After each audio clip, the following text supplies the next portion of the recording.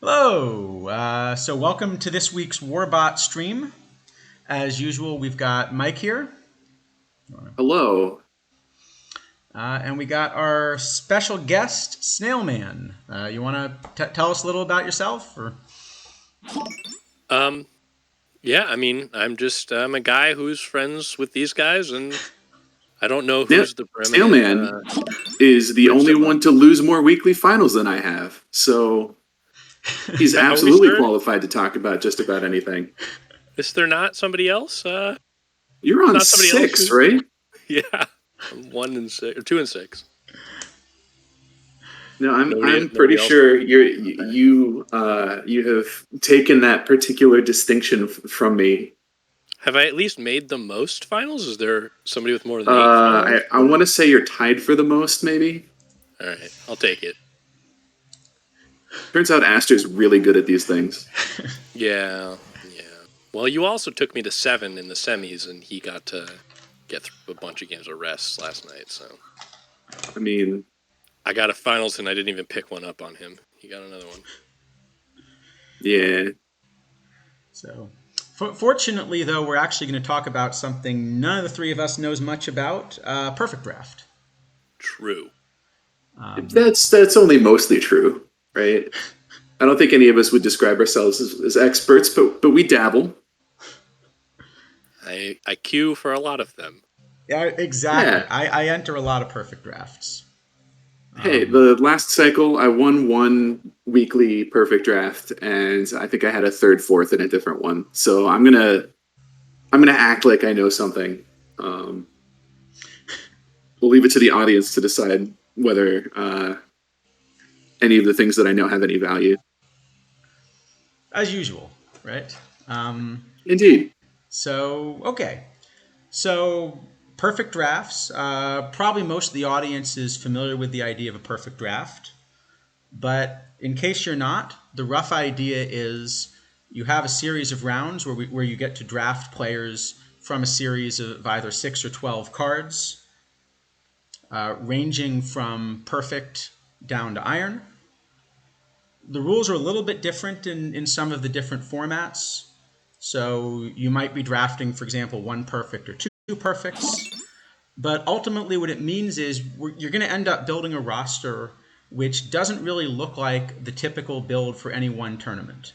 I guess maybe it's Oh, closest to a cap build, but even in a yeah, cap it definitely tournament, is. yeah, but even in a cap tournament, you tend to kind of go to the extreme ends of the spectrum, right? You tend to get kind of the best Sure. players you can get and the cheapest players you can get. And in Perfect Draft, really, you have to have a mixture of players at all skill levels. It's true. Although I think you can typically for your sliders, whatever you use for cap tournaments will probably be more appropriate for a draft than whatever you use for like fixed tier tournaments or league play. This of course assumes that you are the sort of person that has multiple sets of sliders. And if you don't, then you probably waste less of your life than I do. So, congratulations. Absolutely. I would say that I kind of think of it like a gold cap. A lot of the diamond cards are kind of just like gold plus cards, and you just get one perfect for the most part. I think that Yeah, sounds that's about that's right. pretty true. There are like a handful of diamond cards that are kind of exceptional, but True. you don't get them that often. So, okay, so I think maybe before we start talking about individual players, it's worth mentioning a little bit about how we think about constructing a team, and in particular, how do you put a model together for something that really looks like a hybrid between sort of a cap tournament and some of the things we're more familiar with, right? Hmm. Yeah, So, absolutely. so some overall stats. It's about, let's see, 64% right-hand pitching, so maybe pretty similar to the overall player pool that's available. 11% switch hitters, so just like all the other formats that we've seen, managers don't seem to be really interested in drafting switch hitters. They just don't seem to be at the top of the player pool right now. Generally using 12 pitchers, and you can kind of see from the overall stats that It's not as high scoring as something like gold. It's probably, even though maybe gold is sort of the average player we're talking about, it's a little bit more balanced run environment. I think one thing that I would mention there is that probably people don't pay as much attention to like batter handedness or pitcher handedness in a draft as maybe they should. Which is not to say that you'll always have good options, right? Like usually you'll want to take the best available players. But you know, like with this much right-handed pitching, left-handed batters probably play up a little bit. So you know, maybe value them a little more highly. Yeah, I guess this is actually one format in which the overall ratings for a hitter tend to actually about reflect what they're doing, because you're typically not going to have the chance to platoon many guys just because you don't get to go that deep. So you really just Yep. are going to play, 64% against righties and 36% against lefties, and that's actually pretty similar to the way an overall rating is constructed on the back of the card. Yep. I think there are some good number of opportunities to platoon like first baseman if you're paying attention, just because the depth of the particularly splitty but good on one side bats in silver and bronze is pretty high. But then like by then maybe you have a Jimmy Fox or a John Morrill or like they're Yeah. it's complex. Yeah, especially the guys who can play a couple of positions, like John Morrill. yeah, John Morrill or Toby Hara or like a Ron Gant. And a Ned. Yeah. So- Don Money. Yeah. Love So, those guys. so I think there's one other overall thing where, as much as some of the things we're going to tell you about Perfect Draft, we're also kind of really guessing, and they may not be something that applies to every draft because it depends a lot on kind of exactly the selection you get. I think if there's one thing we keep trying to really get across in these streams, it's that cards aren't necessarily good or bad in isolation, but it's all about context. And to give you an idea of what we mean, we've got at the top here are just kind of roughly the average stats that you'll see in a quick at different levels, right? So for example, at the top, you see if you're playing open, right, you just really have a lot of excellent hitters, right? Particularly kind of contact heavy. 101 contact, but they've got some power, they've got some eye, they can avoid Ks, they do a little bit of everything, right? And similarly on the pitching side, a ton of control, a little bit of stuff, and a lot of movement. And what we see is that as you go down to the cheaper cards, some of these things drop off, but they don't drop off equally. They drop off at different rates, right? So that a gold pitcher, you're typically going to face somebody that has a pretty similar movement to the pitchers you're going to see in open, but a lot less stuff and a fair bit less control, right? Mm-hmm. And Yep. and the key here is that for Perfect Draft, you're playing a lot of cards essentially at the wrong level. So to give you an idea of what we mean, right? Let's imagine that you wanted some bronze cards, and we'll just like pick a bronze reliever and we'll pick a bronze DH, Well, Sure. if we were trying to pick them in open, here's kind of what the model gives you as the top bats and the top relievers, right? So for the top bats, okay, Chipper's just kind of good at everything. We talked about him a bunch on the bronze stream, right? Chipper's just a great bat. Chick Hafey's also excellent. Like none of these players are that shocking. No one's that shocking. But in particular, you see that kind of eye is playing up a bit, and that the number 2 here is this Charlie Gehringer card that really has very little power. But the point is the movement's so high and open that almost doesn't matter, right? And similarly, if you look at the pitchers, right? What we see is that to survive against these hitters in open, you just need a lot of movement. And so we're almost just kind of taking the bronze relievers that have a lot of movement and saying, these are the ones that you have to use, right? So Mike Cather is not somebody that you ever think about using in bronze. That's I think DJ, that's a good point, right? And that's kind of what we're trying to illustrate here. So that's what happens if you want to run bronze pitchers and hitters against open cards. Okay, what if we move down to gold? Now it changes a little bit, right? So a couple of these cards are still similar, but now we see that Eric Swanson, who doesn't have a lot of movement but is good at everything else for a bronze card, now jumps back to the top. Just because the gold hitters don't quite have the power, right? Gold hitters, you can see, are now down to 69 power. That's not enough to punish the lack of power from Eric Swanson the way that the open hitters would have, right? He doesn't have to face Lou Gehrig anymore. His other stats are comparable to Diamond or Open even. 94 stuff and 70 control is up there with the Diamond pitchers. Right. Yeah. And then if we go down and play bronze cards against bronze, this of course is going to look similar to the stream that we did before, right? But if you go ahead and sort of play some bronze cards against bronze, now you see that all of the movement guys have disappeared, right? Basically, because there isn't enough power in bronze, so if you've got 115 movement or something like that, you're just wasting a lot of the stats that are pumping up your overall, right? And again, the same with the hitters, right? You see that the Chipper is always great, but a few of the other hitters.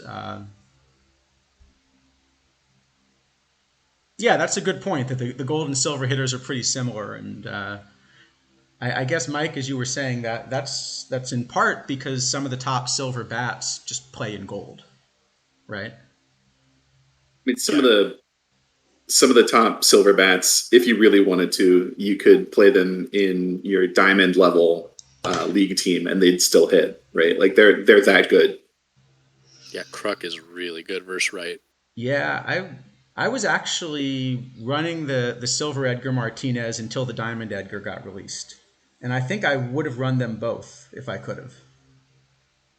I think I'm running Kruk versus right in like my low diamond team. Oh no, up through my gold team, and then only in low diamond am I like pulled by some of the power first basemen. Yeah. Okay, so I think kind of our plan here is we're going to go through position by position first and kind of give you an idea of what you might be able to get in each round. But then what we're going to do is we're going to come back and look at it a little bit more round by round. If you are in the perfect round and you've got a good second base option and a good relief pitcher option or something like that, right? Then who do we pick? So that's kind of the way we're going to think about it, because a lot of the decisions depend on who's available. Yeah. So we were looking at trying to do a draft, but there were some technical issues that we ran into. So we may do that next time, but I think the best we could do would be to just like verbally talk through a draft, and I don't know how interesting that would be for everybody. I think we also found that a lot of the decisions we make are still going to be really specific to the cards that are available. For sure. Right. Like the quality of cards that you see in a perfect draft is not going to be evenly distributed, right? You're going to have rounds where you want to just like take the whole pack and skip the rest of the draft. And you're going to have other rounds where you just like hold your nose and take some pitchers and hope that they can sort of like sit at the end of your bench and not hurt you too bad. All right, we can take one more shot at the draft at the end and see if we can get it to work technically. We were having a couple problems when we kind of did a test before the stream, but we can see if it works. Yeah, who knows? Maybe it'll come together and behave at the last minute. Yeah, it was kind of a Twitch. Okay, so let's talk about. I guess we'll go back and talk about kind of some catchers just to get started. Um, so the way we've kind of thought about this here, we didn't think it made a lot of sense to just kind of give you. So Gabago, this is modern settings only for the data that we've got. So we didn't think it really made sense to just sort of say like, here are your top 5 catchers or something like that, because you're not really going to get to choose between the top 5 catchers.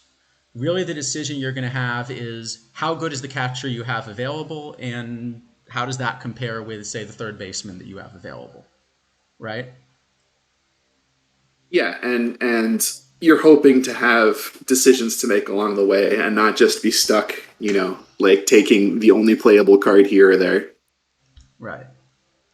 I find myself willing to pick a worse hitter or card at specific positions like second base or center field or shortstop, like in the first few rounds, over a third baseman, just because I know that there's so many busted third basemen. Like Sure. building all of your silver and bronze and gold rosters out of exclusively third baseman is like the way to do it. Yeah, well, that and defense. Defense falls off hard. You have to pay Yeah. a lot. You have to pay a lot with your hitters. You only can really find both things in Diamond and Perfect for some of the positions. Right. So you may be willing to settle for like a I don't know, Robert Smalley III at shortstop, because he won't do much for you with his bat, but he's a very respectable fielder.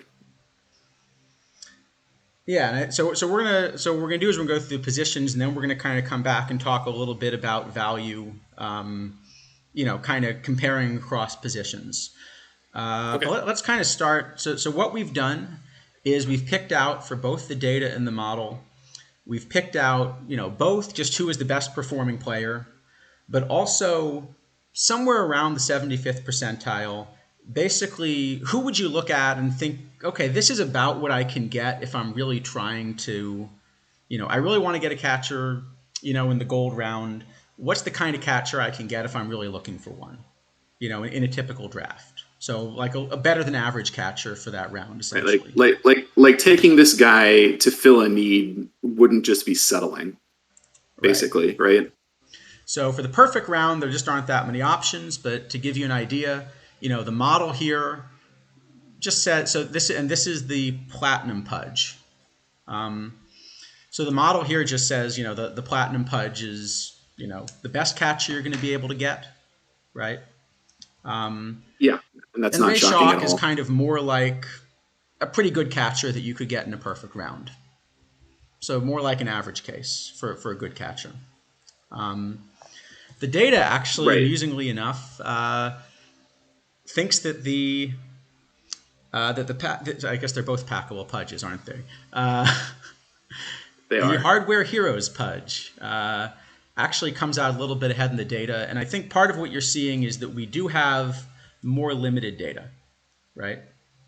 Oh, that's absolutely part of it, right? Like, you have to collect so much more data because these drafts are spread across every card in the format instead of just every playable silver card in the format, right? So in order to get a good representative number of plate appearances from all of the relevant cards, you need a lot of perfect drafts. So yeah, the model is perfectly happy with Shock. So just one thing I wanna say here when it comes to Shulk, and certainly this is going to be true for all of the perfect rounds and probably for Diamond as well. It's unlikely that you're going to be actively excited about any of those, right?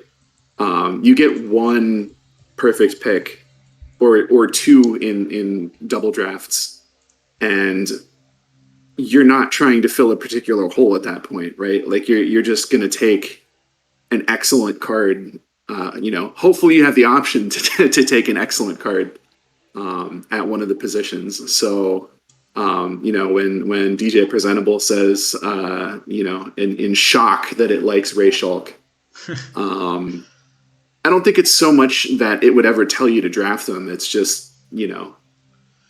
I think you should more think about this as if you're determined to draft a catcher in the perfect round, who's kind of like a better than average catcher you could get. Right. So practically, unless you're doing goofy things like, stipulation drafts or whatever, that's going to be a lot more interesting and make a lot more sense to you, I think, once we get down to gold or so. Yeah. So take it with a grain of salt. Take it for what it is. We're not telling you to draft Ray Shulk at any opportunity. Right. Speaking of which, why don't we go down a little bit? So, sorry, that's where that should go. So there's only one catcher that actually had much data at all at the diamond level, which was Piazza. Not a lot of people are taking catchers, not too surprisingly. The model actually points out that now that Brian Downing's available, I know it says left fielder, Brian Downing's a catcher. An excellent catcher. Yeah, Brian Downing's legit. I might point out that this is a good position where the fact that there are perfect and diamond catchers available, it's going to warp kind of what some of the silver and gold and bronze got, how they perform, since normally in a gold round, the highest catcher ability in the format is going to be 80, high 80s or something, and now the highest catcher ability is over 100. That's true. So yeah. Let's see. All right. I think this is another good time to mention very quickly the value of players that play multiple positions. Right, like Brian Downing would be an excellent pick if he could only play catcher, but he can also play left field and do it at a very reasonable level. So if you were to get an insanely good catcher in, I can't think off the top of my head, like give me a great gold catcher. Stanley. Yeah, Mike Stanley. You could take him and move Downing to left field and not feel too bad about it. So I saw a good question in here. You have a choice of Bullet Joe Rogan, Brooks, Jackie, and the Platinum Pudge in the first round. And we'll probably come back to this a little later, but quick thoughts on who you pick? It's got to be Bullet Joe Rogan. I think obviously you're very happy with any one of those cards. I think Jackie Robinson's very defensible because the drop off to the next best second baseman is pretty immense.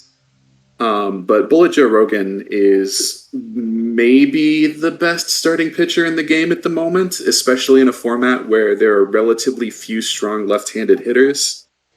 And he's got like a diamond level bat. So, you can either DH him and feel great about it or throw him in right field on his non-pitching days.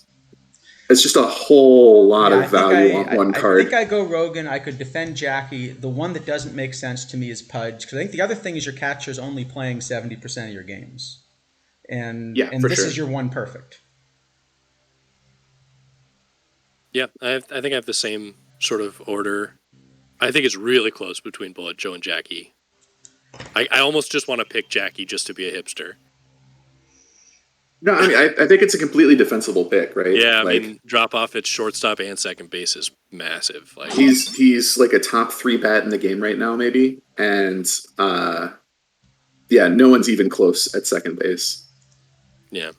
So, all right, let's throw up some more catchers. So gold is maybe where you're going to start to think a little bit more about a catcher, right?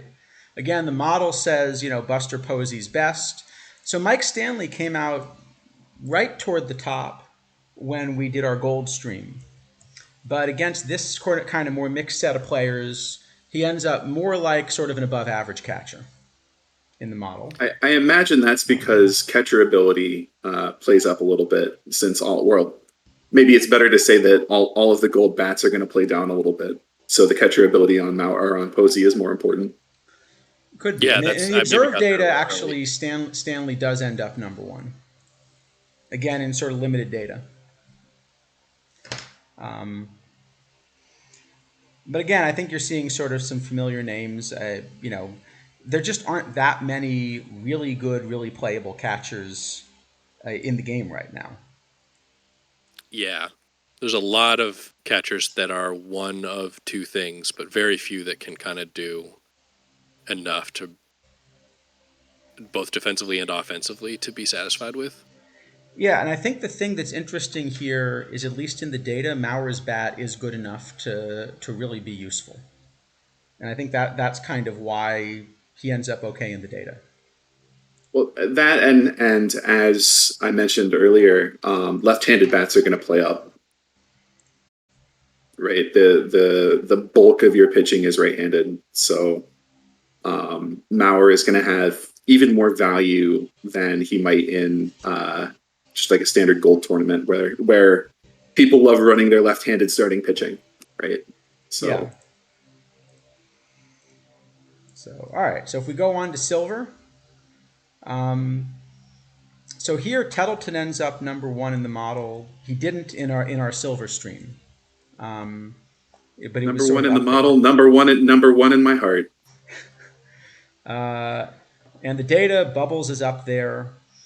You're also seeing, though, that you can live with someone like Stallings, right? That just the glove is good enough, because most of these bats just don't play anymore, right? Mm-hmm. Yep, yep. So I think Grandal is actually a fantastic example of that, right? Like very solid defensively, uh, doesn't hit much, but has a lot of eye, so gets on base from time to time. Yeah, I think Not a that's card you'd find exciting in a lot of formats, but in draft, I think you're perfectly happy to take him if you have to. Yeah, I think so. And I think part of what you're also seeing is that when a card is outclassed, some things play better than others, right? So, like, these three true outcomes still kind of play because the way the calculation is done. Whereas Yep. cards that are depending on BABIP just get creamed.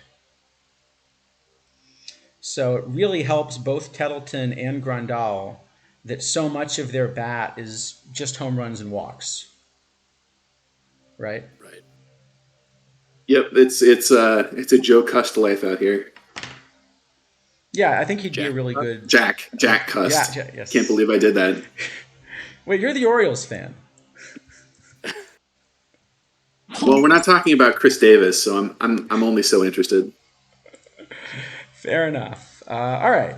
So if we go to bronze, I think the main thing you see is that a couple of the top bronze catchers, just the bat isn't good enough anymore, right? Throw the model Yep. up also. So you're seeing the usual suspects, but mainly just because they've got a glove, right? They've got a glove and they've got like one of the less embarrassing bats. I think Petway's a great example here. Like, the difference between 47 and 23 power at this level just isn't all that high. Yeah, and the fact that he's got 92 avoid Ks and just massive overkill for bronze, like. But That's also very pretty true. good. But pretty good when you're playing against Like kind of these Randy higher stuff Johnson cards. or like Yeah. And I think similarly when you go down to iron, again, just find guys with gloves. Carlos Ruiz is a great pick in general, but especially here, he's got a glove, right? yep. And the model, again, Ruiz, Bubbles, Hargrave, these are kind of typically your top iron options, right? Yep. I will excuse you if you take Bill Salkeld out of a sense of loyalty. That's that's okay. I think that's actually, though, a good example of the kind of card that against iron pitching is still a really good bat, right? He's still kind of your top DH option. Yep. Bill Salkeld against like gold pitching is just useless. The bat's not good enough. Yeah, no, that's true. Yeah, Which makes me wonder if how they play in full open has anything to do with how they're rated.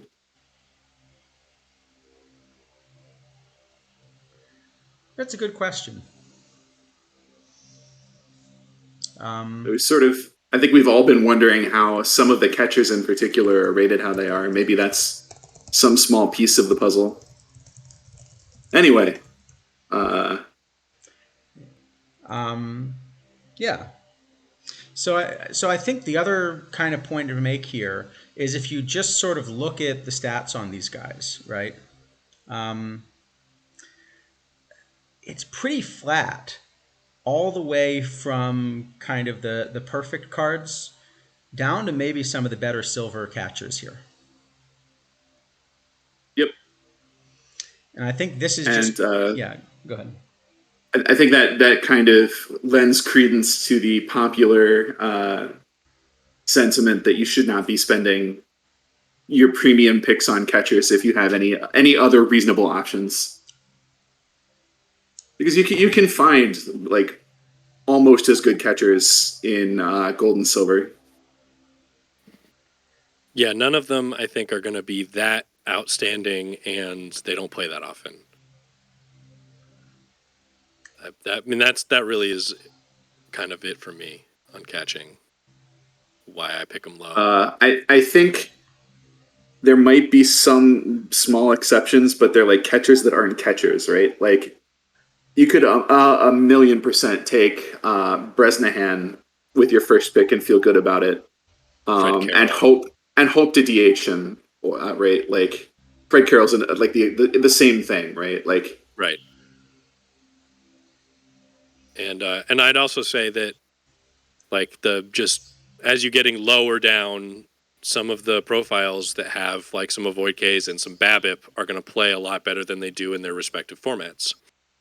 So don't be afraid to take Petway and Fred Kendall over, I don't know, like Ted Simmons. Yeah. I don't even know who. And on that topic, I think it's probably worth mentioning that BABIP in general probably plays up a little bit because people can't have the optimal defenses that they want, right? Like how many times have you been like putting together a perfect draft and you say to yourself like halfway through gold, like, no, I'm holding out for a proper defensive second baseman. And then, you get to like the iron round and you're stuck playing like, live, your kidneys at second base. Desi Relaford. Yeah. No, the one I always that get happens. Is it turns right? out I picked a gold card that has like some 30 rating at second base and just all right. John Morrill is your second baseman now. Now Morrill at second base is a thing people do on purpose. Oh, sorry. Morrill's a little bit more of a second baseman. All right, so it sounds like the verdict on catchers is don't take one early. Do make sure you take two of them. Yes, count your catchers. There will be 10. Yeah, 10 across the draft. I think it's also worth knowing. Try and get one. I think it's worth knowing the guys who aren't listed at catcher but can play catcher. So Phil Clark, Tom Daly. Tom Daly's so good. Tom Daly's a great Charlie card. Dexter. Charlie, those cards can save you if you were holding out and Leyritz and you missed. So there's a handful of them, and they're actually all pretty reasonable, and that can be kind of like a perfect draft only saving grace. Yeah, no, I'm a big fan of taking one of those. Taylor Ward's a bit of a stretch. Well, Taylor Ward was great before he got bumped up to gold or wherever he's like Yeah. like I wouldn't want to play Spencer Torkelson at catcher either. But if you But only drafted I one yeah. catcher, you would love to be able to play him a quarter of the time and get some rest. Sure. Yeah, like if I had to. Actually, the list that I wish were available someplace and I haven't been able to figure out how to get it are the players that have 0 rating but are eligible to position. Yeah, that one's tough. Like right? playing the Like, I feel Silver like Edgar at third or something. Yeah. Yeah. You used to it be able really to play, helps to like- have some knowledge of the players. Yeah, every now and then you can fit a Stan Musial at first or a Pete Rose card at first or second or something. I wouldn't do it at second, but first base. But yeah, Phil Clark has saved me a few times in Iron. Like you get to Iron and there's 3 catchers and they're all terrible. But Phil Clark is there. Or you've miscounted. All right. So, speaking of which, why don't we go on to first base? Sounds Yeah, great. let's do that. So, where you actually might find an option. So, in the perfect round, well, not too surprisingly, the model thinks Lou Draft Lou Gehrig's pretty Gehrig. good. The data, in case anyone's wondering, also thinks Lou Gehrig's pretty good. And kind of there are a few decent first basemen out there, right? Pujols is fine. We kind of wanted to point out here that actually the live Goldschmidt right now is a really playable first baseman, even in this format. He's annoyingly good. Live Yordan maybe as well, even? Yeah, probably. But again, like these are cards that you're hoping to not have to take. Well, True. You don't have to force me to take Gehrig, but Well, sure. No. I mean, like players at the level of Goldschmidt, right? Like you Yeah, could play him if you had to, but you'd really rather not. I think that's fair. If we go down a little bit, let's see. The model likes Buck Leonard. Jimmy Fox is kind of the example. They also loves Buck Leonard. Jimmy Fox or George Sisler are kind of the example of, what can you get if you're really trying to take a first baseman and just sort of pick the best thing you see, right? Yeah, can't recommend that. I'm pretty much only gonna do that if it's a lefty. So maybe I'll take a Sisler. Probably rather not take a Fox. I'd be happy with Leonard though. Like Buck Leonard slaps. First base, the guy's got to be pretty good for me to be that excited about an early pick, because the opportunity cost of taking an early good first baseman over one of the other more premium positions. Yeah. No, I'm completely on board with you though. That if you can get a premium left-handed bat, that's more that outweighs the downside of taking an early first baseman.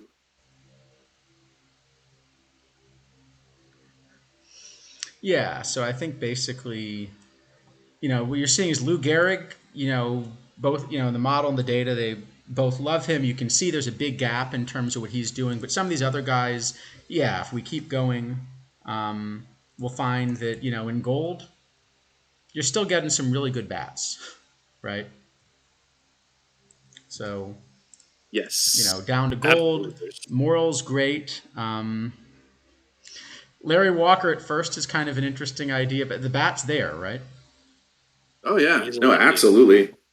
Larry Walker is, he plays multiple positions. He's a premium left-handed bat in gold. You're delighted to take him. Do you want him to be your first baseman? That's maybe another question, but, maybe you've had a draft where, you've been offered like 6 outstanding right fielders and you just have to make it work.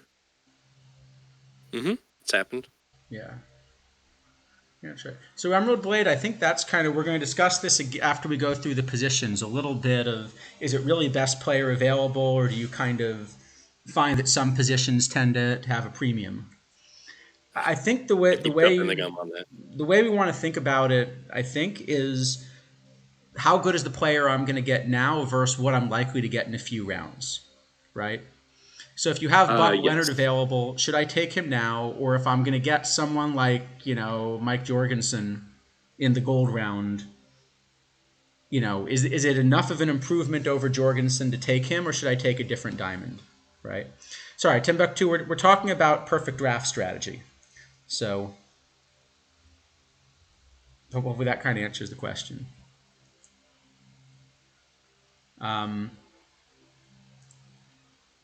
Yeah, so you're still getting some really excellent bats at first base in the gold round. Okay, if we go on to the silver round, so this is one that actually is interesting.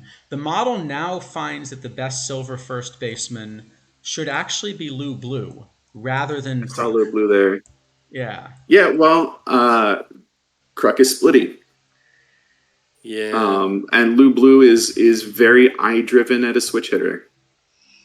yeah. Right? I think There's a lot to like about that card in cap formats, and I think you will find that your cap bats are going like players that you want to have on your cap teams probably will also play well for you in drafts. yeah, that Maybe I sounds should right. reconsider Kruk on my cap rosters. They tend to be efficient in terms of the way their attributes are allocated, and they tend to, especially if you're thinking open cap, right? And it doesn't matter which one, low, medium, high. Players that play well there, that are like bronze, silver, iron, will also play well in drafts for the same reasons, right? Yeah, I think I mostly agree, but I think it does matter what level the cap's at, because I think the reason the model now likes Lou Blue is that eye is one of these things that doesn't really go away against better pitching. Whereas what Kruk is so good at is basically massacring like silver and even gold pitchers, right? Right. So I think in a low cap where probably at least half of your starters are going to be silver or below and all of the bullpens are going to be lousy, Kruk's an incredible card. But I think if you had to start a silver first baseman like in Perfect League, you'd rather start Lou Blue. Certainly, if you're playing in both ways. Yeah. And I think that's kind of what the model's showing. And Kruk's a perfectly fine pick. If I'm offered Kruk, I'm also happy to take him. But this is an example of something where you're seeing that just the shape of the card changes a little bit, right? There's also a pretty good drop-off you're now starting to see between gold and silver in terms of performance, right? Maybe more so than previously. Yeah, that sounds right. And then if we go down to bronze, let's see. So not too surprisingly, we continue to kind of love Joe Harris. Joe Harris continues to be an excellent bronze hitter. That's interesting. Mantilla. I didn't realize Mantilla's showing up in the data here. I actually didn't realize he's a first baseman. He is going to be 0 there if he, defense 0. I wonder if that's a recording thing or if he's actually eligible there. The bat's surprised to not perfectly be fine. Hamlin. If you'd like, I'll go look. I'm looking. Okay. Yeah. Yeah, APC, I think that's kind of the idea. If you think about kind of what goes away against an excellent pitcher, right? It doesn't say he's qualified to learn it, but apparently you can put him there. Okay. There you go. New meta. I'm going to go try it on my alt. Just put him in the league. So I think here what you're seeing is if you actually specifically get Joe Harris, you're probably still doing okay at first base. but you really do start to drop off at this point, right? Yeah, I mean, And at some then, point you're gonna just like hit the threshold where you don't even have enough points that you can have high scores in the specific things that play up anymore, right? We're just I would yeah, say that even it's surprisingly bronze is devoid of like really outstanding first baseman this year. I mean, I was surprised not to see Hamlin there on the list, but other than him, there's not another outstanding bat. yeah. Harris, when I saw the card, didn't look like an outstanding bat to me, but is just clearly the best first base bat in bronze right now. Yep. Um, And then iron, you're really kind of stuck. It's a limited sample size, but but Phil Cavaretta, at least in the limited sample we've got, really isn't hitting. I think if you compare him to the other bats around, that's probably a sample size issue.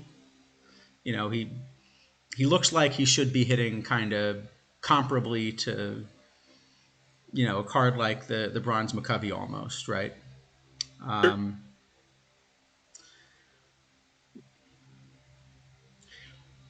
So, all right. So what are you kind of thinking then with first baseman? Where are you looking to take one? I don't, right? Like there are enough quality first basemen around that I'll fill one in at some point. Right. It's for me anyway, it's not a priority at all. Um although that being said, a lot of the kind of premium bats for their tiers happen to be first baseman. Yeah. Um, and I will go after those regardless of what position they play and figure out how to get him on the field. I Vicarious. think I'm. Sorry. Go ahead, Steelman. You want to jump in on this? Yeah, I was just gonna say I think I'm pretty disappointed to not get one by the end of silver because I think it really drops off after that. Well, that's fair. I feel like I have almost always like accidentally drafted two by the time I get to bronze. It's just so many cards. If they're not like primary first baseman, they can play first base if they need to. It's one of the more common like splash eligibility positions. So I don't really worry about it. Okay. So Vicarious was asking whether the platinum cards are going to leave perfect draft. I really don't know because it's kind of a new idea. It seems like essentially everything except limited edition are in there. And I don't know if Hugh Duffy's in there. I assumed he wasn't when I put this together. I haven't seen him, I but don't remember seeing Frank Robinson last year either. Yeah. So yeah, But the I other. just tried to Go ahead. put Mantilla at first base and it would not let me. So I don't Okay, that's know probably a how. recording thing then. Okay. Yeah, and I will mention as one kind of cautionary tale. I will admit that I had a draft a couple days ago where I somehow managed not to draft two eligible first basemen. whew. So it is possible. Um, you probably have to work pretty hard to do it, but it is possible. I also Well, did not Yeah, win that. there are historical perfect drafts with no live cards where that type of stuff. I feel like I've done that a couple of times at a position where I just haven't quite gotten all of the coverage and I screwed it up. Definitely sure. worth avoiding. Although I will say that if you're going to find a position that you fail to draft two of, first base is a pretty good one just because of the fatigue. Right. Probably the best by far because of Yep. fatigue. So, all right. Now, as for one of the worst, how about second base? Jackie Robinson Yeah, so let's see. and nobody. The model, likes Jackie Robinson, surprisingly enough. The data, on the other hand, like Jackie Robinson. Yeah, you had me worried there for a moment. Like Yeah. the data's like, no, you should be playing live Fernando Tatis untrained at second base. Oh. You're like, oh my god, just pack it in. We're telling people weird stuff that isn't going to be helpful. Although it's kind of fun that Lou Whitaker has the same WOBA in the data. That is kind of fun. That's very fun. I'm to be honest, I'm pretty excited to take the Whitaker in the perfect round. Yeah, I don't hate really that. like Like Whitaker's just fine. I like Lou Whitaker a lot. I like Jackie better, of course. 2 positions for Jackie also helps. And you notice from the number of plate appearances, pretty much everybody that gets a chance to take Jackie is taking Jackie. Yep. So, And they should be. absolutely. Right. Again, even if somehow you get like, I'm struggling to think of who you would want to move Jackie to short to force into your lineup at second base, but like I don't know. Say you get like a Ryan Sandberg in gold, and you don't find another shortstop worth anything ever. Well, Jackie can play shortstop too. Yeah, shortstop's hard to find, so that does happen.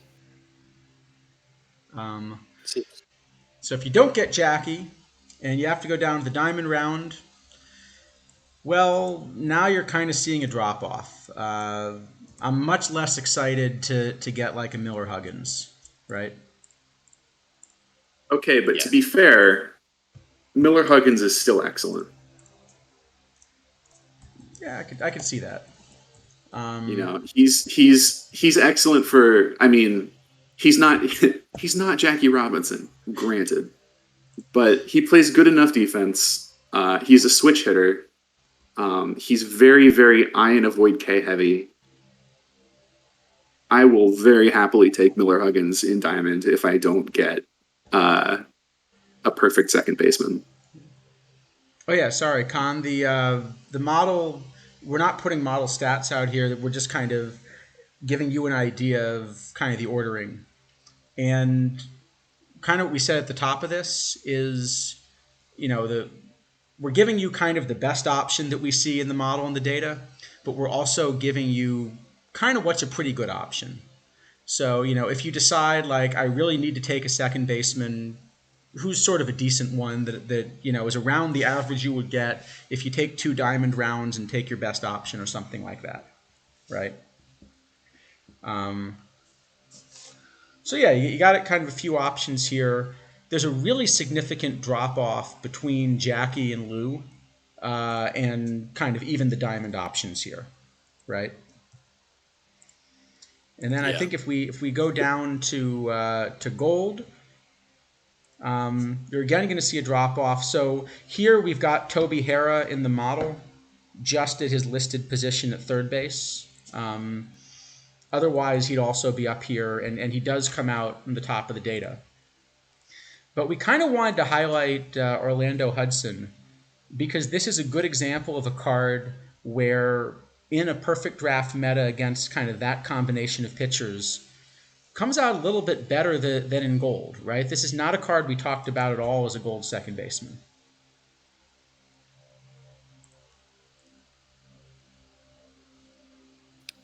Yeah, I don't have anything to add there. That is accurate.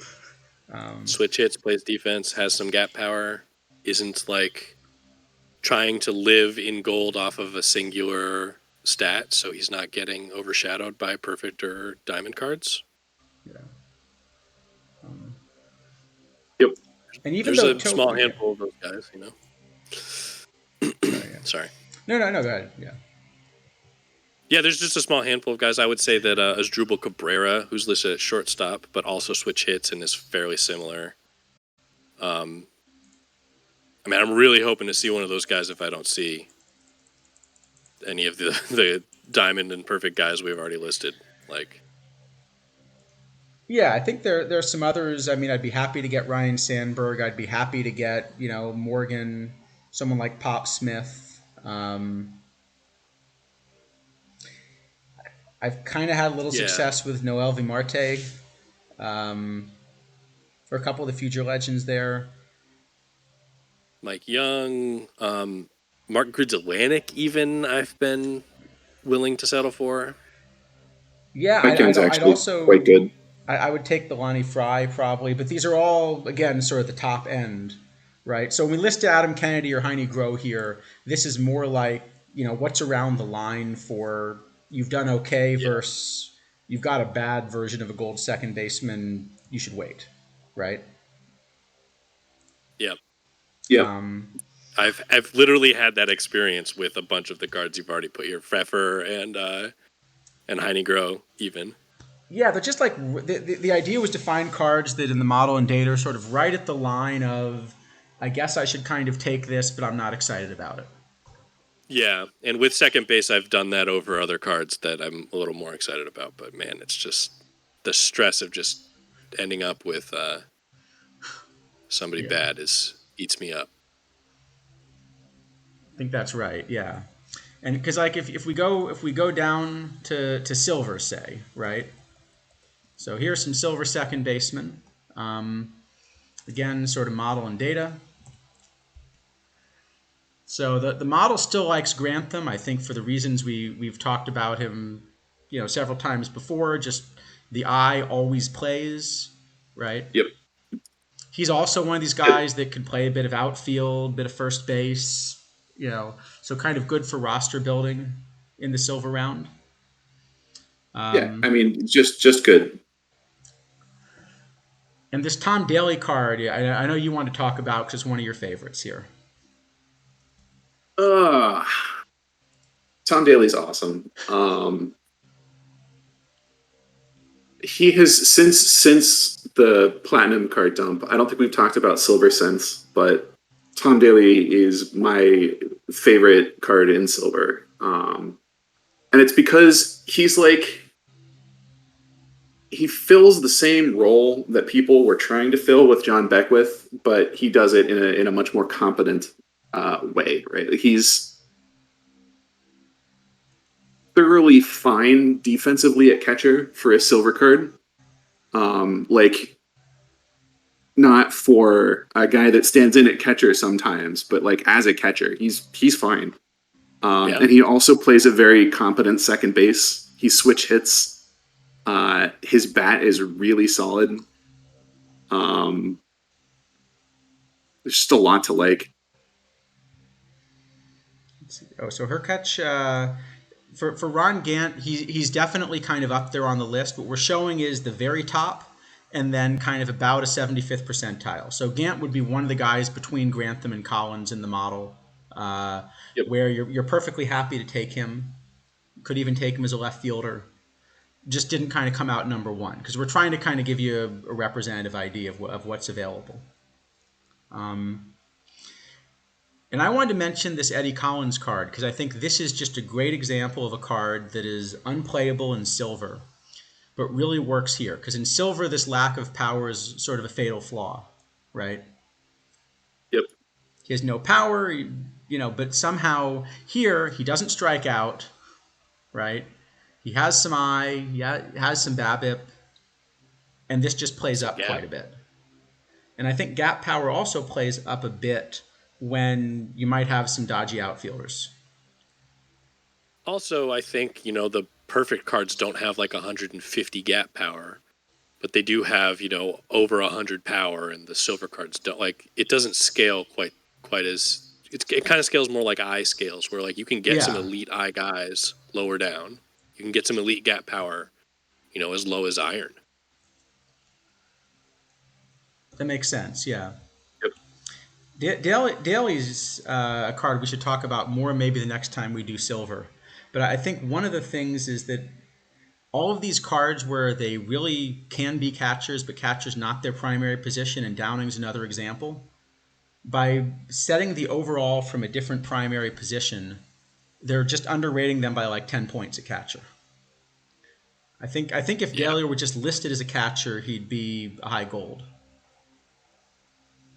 I think so too. Yep. So, all Yep. right. Well, what if you decide to wait till the bronze round? Then I think that's the point you're not going to be very happy, right? Um, Yeah, that's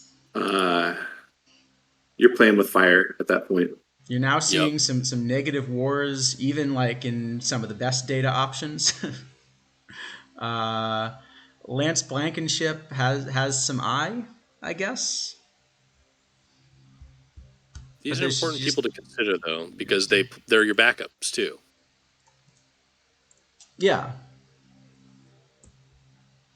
Yeah, and there, Mantia or Blankenship or Harry Williams is another really good one. Just backups that play a lot of positions are going to be important, right? You do have to fill Yeah, out a roster. Yep. all of these guys I would be pretty psyched to see as a backup. But yeah, as a primary, I mean, you're looking for another one, even the Yeah, stress. that's right. Yeah, it's this and their backup. And the, Um, and the next guy, yeah. yeah, and let's see. I guess Iron second basemen exist. Um, you're not going to be thrilled to see him. Okay, Lee McGee comes out as your 75th percentile bronze. Yeah, so Iron Bobby Richardson is a really good example of a card that plays well against Iron, but kind of all of the things he does well get overpowered by good pitching. So he ends up kind of down the list like someone like Salkeld. Ray Sanchez looks great all of a sudden. Yeah, well, I think the reason Ray Sanchez, or what you're seeing here, so the model, I haven't pulled out all the numbers on this, but the model kind of says that, like Ray Sanchez might have like a 450 OPS or something, right? Hmm. At best, against kind of this sort of pitching. Probably even a little bit lower. I can check, right? But because all of the bats are overmatched, they all get compressed a little bit in terms of what the bat does. So the glove is just what plays, right? Yeah, I think I need to reconsider how I'm picking my last few guys in Iron for a lot of positions here. Yeah, I think I I get think swayed by my own data from Iron tournaments. yeah, I think what I've learned here is, you know, in these late rounds, especially when you're picking up backups, just assume that they literally don't have a bat, and just pick the glove, and you're not going to go too far wrong. Yeah, and the difference between Yep. 30 and 50i, Yeah. not that much. Lot different than 50 to 70i. But I think the other thing that you can see here is if you get a chance to take a perfect round second baseman, you almost always want to do it. There's just this huge gap. Yeah, I'll take Lou Whitaker probably over Goldschmidt, Yeah. Not probably. I was trying to think of somebody compare. I don't know. It's hard to come up with a quick comparison. I think I'll I might- take I him might even take- over. I think I'll take I him would even take- over top third baseman. I would take Cano over Goldschmidt. I agree. Yeah. I wouldn't take them over Gehrig, but that was I don't know. That was who I was Sure. thinking about. Gehrig and Goldschmidt. That was the wrong position. I would actually seriously consider taking Whitaker over Gehrig. Because I think you're giving up, I can't do it. you're giving up like a quarter of a win just directly between the two. But the gap between Gehrig and even like a silver first baseman, something A like Boog half a Powell. win. And the gap between Whitaker and a silver second baseman is like a full win. Yeah. I would feel silly doing it, but I think I would actually take Whitaker over Gehrig. I can't. I can't make myself do that. I don't care if it's the right thing to do. I can't do it. All right. All right. I think we're running behind schedule as usual, so let's talk some third base. We can try and pick it up a little bit here. All right. We'll try. Yeah. So third baseman. So actually, the model is as much as I think there's another good example. So Brooks, absolutely incredible third baseman. He does come out like a close number two in the model. But if you look at the Yep. things Ned Williamson does well, they're exactly the things that make him even that much better against sort of more like gold level pitching. Um, and interestingly enough, the data actually agree. So the Yeah, that's not data, that surprising, actually. for what it's worth, I will also take Ned because he plays multiple positions, and I think it's easier to find a third baseman later. Yeah, third base is stacked down in silver, and there's some excellent bats and Yep. gloves like just littered all throughout. Yeah. Love Ned. Don't mind playing him at shortstop. Yeah, Yeah, I think I've ended. Ned. I think Ned is a shortstop probably. Well, if Ned's a shortstop, that says more about the quality of shortstops than about third baseman. But I'd say I've only had him like what 3 or 4 times now, but I think probably half the time I wind up playing him at shortstop because there are just so many, as Snailman was alluding to, there are so many compelling third basemen in gold and silver. I also like the fact that he can play multiple positions well enough that it just fixes some of your depth chart issues. If you somehow end up with, a good backup that only plays one position, or more importantly, Oh yeah, you're going to get either a good shortstop or a good third baseman at some point in the silver round, but you don't know which. yep. Um, this like drafting would be so much easier. Although then I would take probably the full 20 minutes every time. It would be so much easier if you got to peek at all the rounds and then decide which ones to take. Right? Oh yeah, jeez. What a world that would be. Um, all right. So if you don't get any, there's several good third base options here. If you don't get one of them, hold on. That is definitely a typo. That should not be Darren Fletcher for sure. He's a catcher, right? No, that's just a data entry error. I will come fix that in a moment. Yeah, I can talk about Ned Williamson was the single season home run leader before Babe Ruth because the park they played in, the Lakefront Park in Chicago, where Millennium Park is now in the city, hitting it over the wall was a ground rule double to right field because it was so close. It's like 100 and something feet. And then one year they decided it was going to be an actual home run, and he hit 27. And so they were like, oh, well, maybe not. Maybe it's a double again. So he went back and forth from leading the league in doubles to leading it in home runs and then leading it in doubles again. He's one of my favorite guys, just in the 1800s. Yeah, this is a good time to mention that Snailman knows an awful lot about old timey baseball, and we'll have all sorts of fun stories for you. So hit him up or don't. Maybe that would be annoying. I don't know. Go read the Saber bios. It's just like a black There you hole. go. Just fall into all the great stories. Yeah. There are a few of these old timey cards that I was really hoping to see in 22. I'd love to see a good Bob Ferguson card. Death to Flying Things. First switch hitter. Hit Yep. left-handed to hit the ball away from George Wright at shortstop because he was too good at shortstop. Can you imagine like a modern player just like imagine I don't know, Chris Davis becoming a switch hitter because he just got sick of hitting into the shift all day and was just like, you know what? I'm gonna stand over here. What are you gonna do? If to happen eventually. Jim Creighton would be a great one. He would complete the Simpsons like theme missions that they've always had. He's the one guy. He died because he tore his internal organs hitting a home run in like the 1860s. But he was apparent based on the stories was like a monster pitcher and hitter, just like the best player in the That game. that's even better than just like abandoning a game to go chase after a fire truck.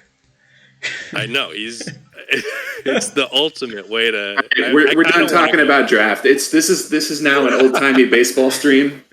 I really want to go find his grave in New York and just like pay homage to the just the legend that it take. Yeah. Was too Oh, good. absolutely. Broke his human body. The Brooks War, so it's still limited also, but it's just behind Ned. So it comes in between Ned and Brett. Brooks is also a really good choice. Yeah, I mean Brooks falls under elite bats for some reason. I still don't understand why they made that card hit as well as they did, but whatever. I'll always feel good taking premium bats. Yeah, and I think the This- the chipper, the model just looks at the defense and really wants to play chipper at DH instead of third. And you can really get away with that in a constructed roster, just taking a diamond card and saying the bat's so good I'm going to DH him. I hate doing that in draft because it's almost always going to be the case you're going to get an imbalanced draft, right? You're almost always going to manage to get two of your 5 or 6 best bats really at the same position. So I don't like taking players that have to DH unless the bat is just so off the charts good that I can't avoid it. Maybe you Yep, guys that sounds disagree. right. No, I totally agree. Although, like, the caveat to that is that my standard for viable defense is considerably lower in draft than it is in like league play. Yeah, Chipper's fair. I agree. Chipper's bat's insane though for Diamond. I would be perfectly happy to play Chipper in left field in a draft. Yeah, I think Yeah. actually as a switch hitter especially, yeah, I would play Chipper in left over third maybe in a draft, but I'd be disappointed if I then stuck him in third. Third. Well, I love all the third basemen who qualify at another position because then you can draft another third baseman. Yep. Yeah, I imagine if we were to take a step back and would I play Goldhack Wilson in center field? I'd prefer not to, but it could happen. I would love to try at some point to do a draft where like my entire starting lineup is third baseman. Third basemen are just ridiculously overstated this year. I would not play. Yeah, I would not play Goldhack in center. I just think you're kind of asking for too much trouble there.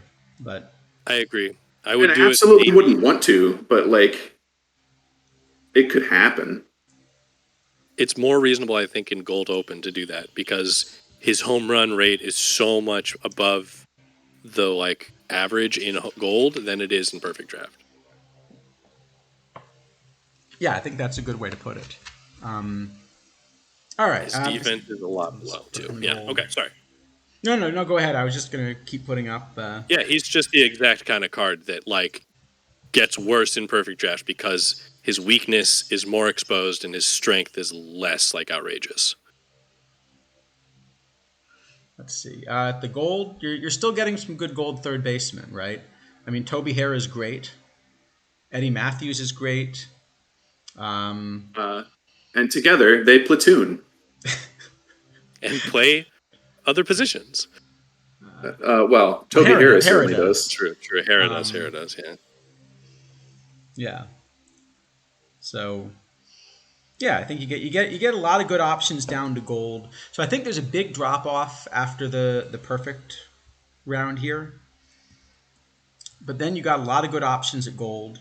If you go down to Silver, again, there's still some really good Silver third basemen, right? And Brian Hayes. we kind of wanted to highlight Cabrian here as an example of a card that, again, would be absolutely unplayable in a Silver Open, right? Like a Silver Best of 7. not saying I would come to your house and hit you if I found out you were playing Cabrian Hayes in a silver best of 7, but I might send someone. Yeah, but then somehow, yeah, somehow he's kind of playable here, right? No one's actually played him, it looks like. So we don't have any data to prove it, but the model thinks he's kind of playable here because the defense is good enough and the bat's just sort of about as good, right, as some of these others. He's not nearly as good as the gold options, though, right? No. I almost never even get to draft a silver third baseman because my eyes get so big at somebody outrageous before then. Yep, That, like, it's true. Either that, But yeah, even Ron or I Stanley is convince great. myself to kind of roll the dice and see what I hit at like bronze third base. Yeah. There's still Bronze good third options. base, Bill there are a lot Miller, of good Chipper. options. So surprisingly, the model actually pulls up this Marty McManus card. It likes Chipper just behind that. But this Marty McManus is a card I don't think we've ever discussed, right? I don't think so. No. I mean, it wouldn't play in bronze because, low power guys don't play. Yeah. But basically he's got the same glove as your most of your diamond or even perfect options, right? Yep. Yeah.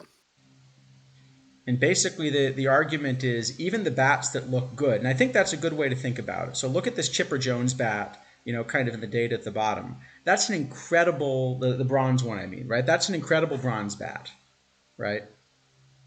Yep. Yeah, he's obscene in bronze bat. But it's still a below average gold bat.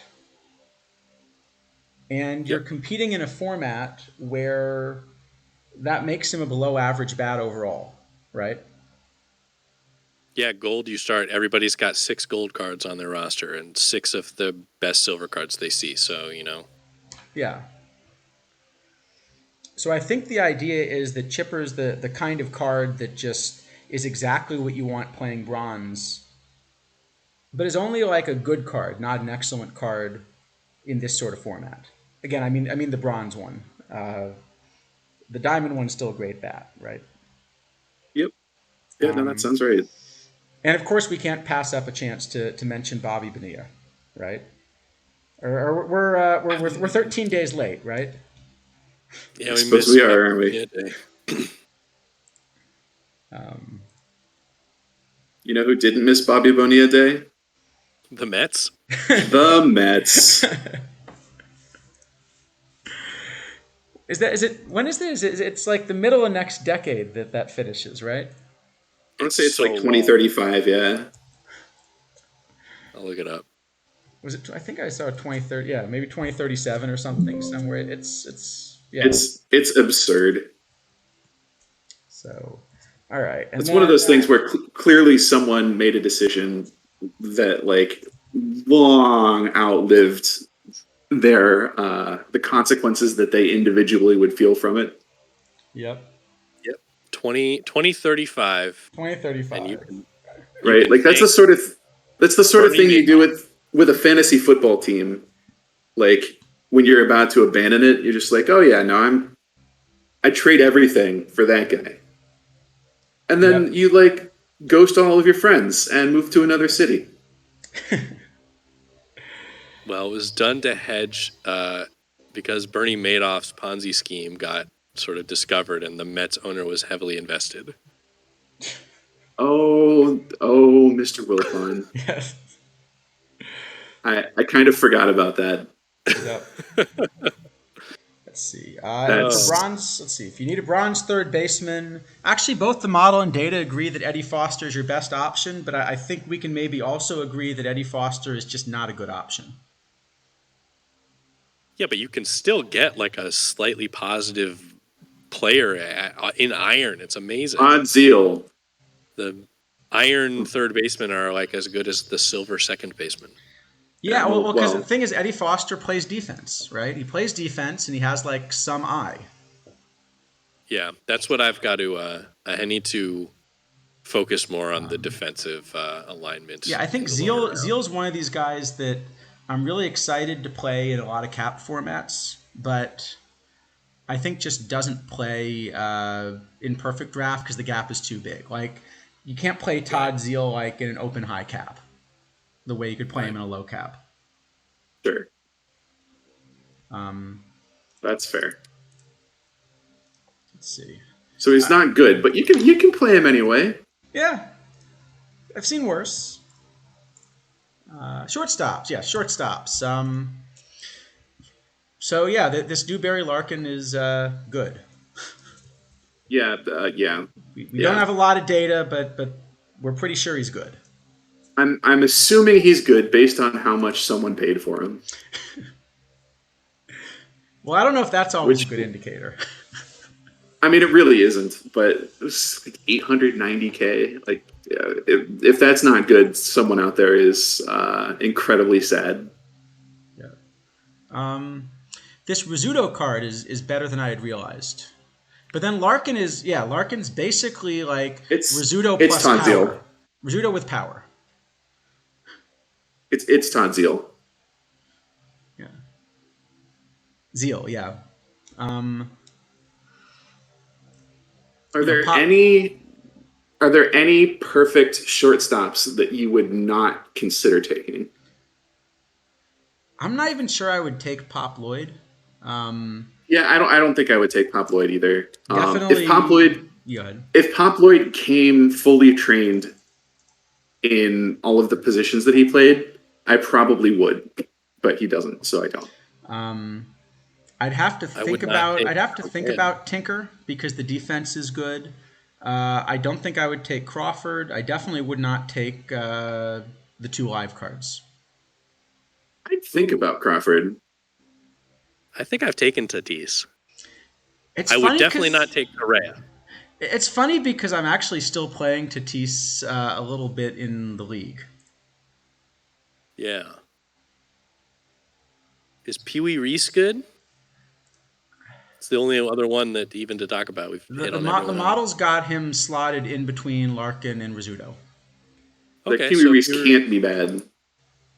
Yeah, I mean, I think I would take all of them because the guys below that are left-handed. Pop Lloyd and Brandon Crawford are lefties, and maybe Tinker and Correa are the 2 I wouldn't. Yeah. Tinker's not a good bat. DJ presentable. I don't think typically that you get as much mileage out of like full-on elite players at one position defensively in perfect draft that you might in most other situations. So just like the anemic bat makes it really hard to take him over. I don't know, like who's an okay like Willie Mays. Yeah. Yeah. Some of them are unlikely to be the best option, but I would definitely consider. I mean, all the way to Tatis, I've taken Tatis. Yeah. DH him and he backs up, and it's like that could be an elite roster. Let's see. If you have Pee Wee with the highest WOBA, I'm guessing that's kind of a sample size thing. But I guess we'll see. 2,100 is not a tiny number of plate appearances for perfect drafts, but let's see. If you go down to Diamond, Cronin, I think, is actually competitive with even a few of these perfects in this format. But then there's a pretty big drop off after that. Right. Yeah, Cronin's fine. Simba's fine. What's his name? The 92 SE that Kidneys likes a lot. Glenn Wright, you mean? Is that the Right? Yeah, he's also fine. Like, those are all kind of cards that you don't hate taking, but you don't love taking. Yeah. I'm pretty excited to take Sewell, but maybe I shouldn't be quite so excited. I like Sewell just because getting kind of a good shortstop in Diamond feels like a win, right? Yeah, I really feel with shortstop, like every round, the like bad guys that I'm kind of not that excited to take are comparable with the really exciting guys the next rank down. Like, Yeah, I think that's about right. you know, Sure. I kind of feel the same way, but I'm perfectly happy taking a shortstop in gold. All right. Well, if you do, you might get. Granny comes out number one, which makes sense. That's not shocking.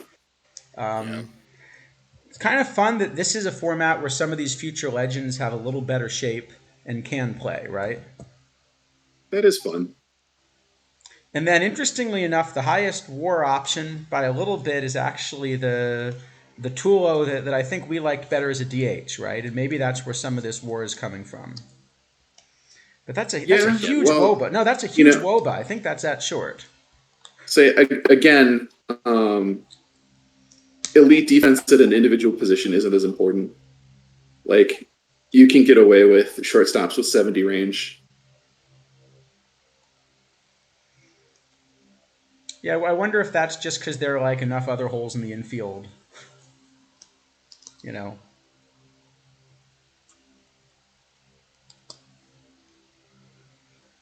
Yeah, I couldn't tell you why. Like I don't have deep insight into the game engine or anything. This is just like my own lived experience, right? But I think again, what you're seeing is kind of the same thing you said, that it's really pretty flat, right? That Yep. the kinds of decent shortstops that you're getting in gold just are kind of all in there pretty close to what you're getting earlier on. And again, And just go ahead. I was going to say there are a lot of them. Yeah, that's what I was going to mention. That just kind of to remind people, what we've done here. Uh, we're showing like the best in about a 75th percentile. So there are a lot of options that kind of slot in there pretty similar to these. Just to like Bill Dolan, Billy Rigel, Charlie Holliker, Johnny Logan, the build a lineup Ripken, the snapshot Semyon, Rabbit's in there. You mentioned Roy Smalley earlier. Yep. Uh, Pesky's kind of playable. J.J. Hardy's playable. Um, Mike I zoned out there Young. for a moment. Did you Yeah, mention Billy Rigel? I think I did. Yep. It's a lot, right? And even though Yeah, he's not quite on the list as a shortstop, I would definitely draft Harvey Keene in this format just to be able to play all those sure. positions. Yeah, so you've got 3 rounds, 2 cards per round to find like one of those shortstops that's, again, not super exciting, but kind of just completely fine. So I would rather spend the premium picks in like your perfect and diamond picks on positions that aren't as deep in gold with players that are all kind of pretty close. Yeah. Let's see. So O'Neill Cruz, the model has more like about 50th percentile. So if you're desperate for a shortstop, certainly playable, but maybe a little behind that group. Um, but yeah, I think the point is you can get a really solid shortstop option down to gold. So that's the other reason. Yeah, I'd still take Larkin if I had the option, but I'm not as thrilled to take Larkin as I would be to take one of the second basemen, for example. Yeah. Yeah, that Um, sounds correct. let's see. And if you go down to silver, well, we're just going to keep hammering the idea that Donnie Bush is really good. Is it Donny Bush? Is it Donnie Bush? Donny. He's got a weird. Oh, he is Donnie. He is Donnie. Okay. Um, but he is really Next you're good. gonna next you're gonna tell me that it means like it's an affectionate nickname because he's particularly stupid or something because Dode? Yeah, I don't know. I that's what they did really at the tried time. to figure. I went like deep and I found the like source of 1906 American slang that had a definition for Dode, but I could not find a pronunciation for it, so I don't know. I tried to fix that. You guys talked about it in your last stream. I think we decided to just pronounce it George, right? Yep. Yeah, which I agree with. But yeah, Donny Bush. That's Um, he's a weird. And Larry Bow is kind of a fun card that doesn't seem to play anything else, but actually is a switch hitting shortstop. Kind of isn't horrible here, right? Yeah, there's a bunch of switch hitting, like Bud Harrelson also, and there's even one more I'm forgetting. I think that switch hits. Yeah, Al Dark's up there. In the data, that makes a lot of sense. Yeah, again, this is kind of a sampling, right? So, yeah, Woody English, I think, comes out number 4 here, very playable. Bud Harrelson, Kid Elberfeld, Perdomo's up there. Even like the future legend Austin Martin, Tony Batista. You got a lot of pretty good options here. The Yeah. Correa Special Edition is quite playable. Oh, there's even that. What about the Trevor Story, the 72? Let's see where he is in the model. He's No, because the problem is he's one of those cards that. Oh no, hold on. I'm looking at the 73 live. no, the 70. There's a historical There's 72. a 72. Okay, yeah, he comes in a little bit behind this group, but like above average. So Okay. more similar to someone like Beckwith, except that Beckwith, plays these other positions. Yeah. Um, All right, I'm gonna be less stressed out about getting a shortstop early. yeah, I think This is good. at least I think it looks to me like the sweet spot is probably gold, but if you roll the dice to silver, you have some options. Sounds right. Bronze, I think there's a real drop off now. Yeah, there's like two-ish shortstops in bronze that well, those are both of them. Yeah. Well, I like Lundy too. Lundy's okay. Yeah, but I think that you can see that there's a real clear drop off, and you see that in the observed data as well, right? That there's not so much of a drop off down to gold. There is a drop off from gold to silver, and then there's just kind of a cliff, after silver. You really need a shortstop before you get to bronze. I think that's probably fair. The teams that I fall in love with have even like a guy who backs up shortstop better than bronze. By the time I get I could put a little bit of extra sauce into guys like Fred Pfeffer and Beckwith. There's some of these guys who can like start somewhere and then also back up shortstop. Sure. Rather than rely on a bronze or an iron backup there. Definitely, yeah. And yeah, if you go down to iron, it's funny because the model, this is the one place that it just says, you know what, there just isn't an iron shortstop with any sort of glove. Just go with Jody Reed. Right? But you can see Jody Reed, it's limited data, but it is just horrible in the observed data because you're mostly trying to pick a bat, but he's a great iron bat that just is not very different than a bad iron bat when you put him against like gold, diamond, and perfect pitching. Right? Yeah, observed kind of says take a glove. Bill Allman, which I think is the right answer. And Bill Allman's not even that much of a glove, but it's kind of what you got. There's a few guys, Bill Russell card. There's like a Campaneris. There's a few guys kind of 70-ish defense, but that's about as good as you can get. Yeah, this live Royce Lewis, I guess there's not even any data, but I assume that's going to put up a similar line to this Relaford line below or something.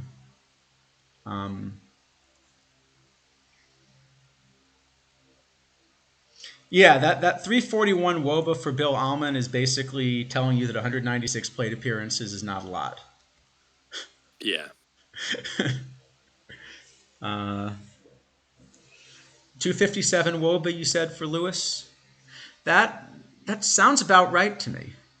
That's a lot more believable, yeah. That's the same. That's okay. I mean, look at the Ordonez bat above. Sounds right to me that Lewis will be in that ballpark, right? More power, less eye. Yeah. Yeah. And Ordonez has more of a glove. But I think that's the point. You know, the all of these iron cards, the good hitting iron cards, still don't hit in this format. So what you want to do is you want to pick the skills that don't deteriorate against great opposition. The glove doesn't go away if you've got a glove. The eye doesn't really go away as quickly as some of the other stuff. And then maybe gap power. You know, you kind of run out Yeah. of stuff. Making sure you're not running into like a bat that's got 90 avoid K and 40 BABIP is also important, I think. Yeah. You can do a lot of harm with a bad bat too. Yeah, this is, I think, even a better place to kind of, you know, put the plug I always make for like avoid K actively being a bad thing, all other things being equal. Yeah, it's decent as long as you have the BABIP to not actually be a double play machine. Yeah. All right. You can do So yeah, I think the general conclusion here seems to be you can wait till gold, but get a gold shortstop, and if you don't, be really sure you get a silver shortstop. That about right? Oh yeah, maybe even get 2. Why not? All right. Let's go do some outfielders. Let's go do some outfielders. Speaking of some good bats. So this is also kind of interesting, again, just in terms of the shape, perfect bat. Stovey is not close to the top of my list for who I would play in League. Right? So the model here, we've put Hank Aaron in right. So that's why, you know, kind of that looks different. Okay. If you put Hank Aaron in left, he would also come to the top. The bat's just that good, of course. Yeah, Hank Aaron's up there with some of my auto picks. But I think other than someone like Aaron in the outfield, these are some really good bats. You're perfectly happy to get them. Wasn't Aaron in the outfield a movie? Yeah. Angels in the outfield? That's probably what I'm thinking of. Yeah. It's the wings, you know. Yeah, you know. But this feels to me a lot like first base, except that, you know, there isn't really sort of a left fielder that's like Gehrig. I mean, if we're thinking about Aaron and Wright.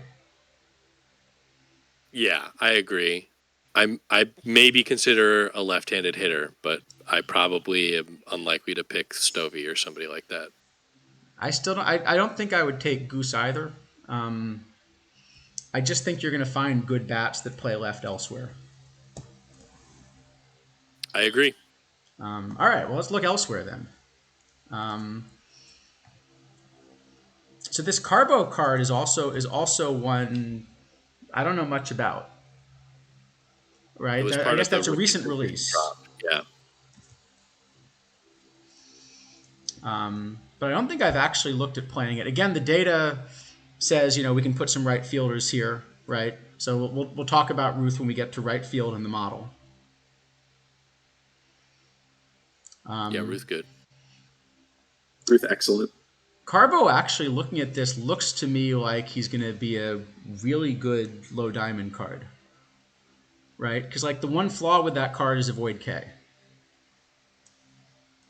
Yeah. Yeah, that otherwise does look pretty solid. I can't see his splits here, right? Like, it's hard to really judge the card without knowing what that's going to look like. But yeah, It's fair. Let me see if I can pull up the splits while we're talking. So there's not much of a drop off though when you get to diamond, and I think that's part of the point, right? Your diamond options are just about as good. I think if you go to gold, right, again, if you go to gold, there's a little bit of a drop off maybe, but again, you're still getting some really solid options, right? Yeah, look at all these lefties finally. Yep.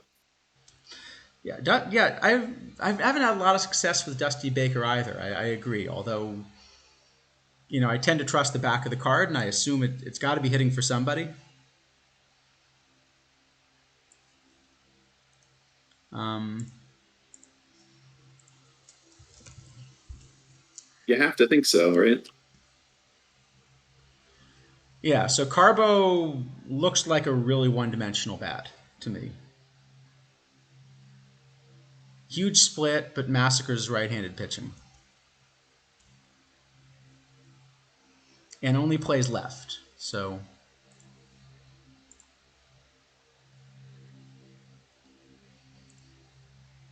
but yeah, I think you can come up with some pretty solid gold options. And again, these are kind of representative. So you got a lot of other good cards in there. Kind of all the tournament cards we talked about on the gold stream. So again, you're going to do pretty well, right? This is kind of fun. So the model actually seems to think that this Musial bat is almost exactly the shape that you want for a silver card to play up. Lots of avoid K, lots of gap power, and very good defense for the tier. Yeah, that's believable. I'm a little surprised to see this Luzinski bat here because I thought about that card entirely as a DH. But it looks like in the data people are having some success in left as well.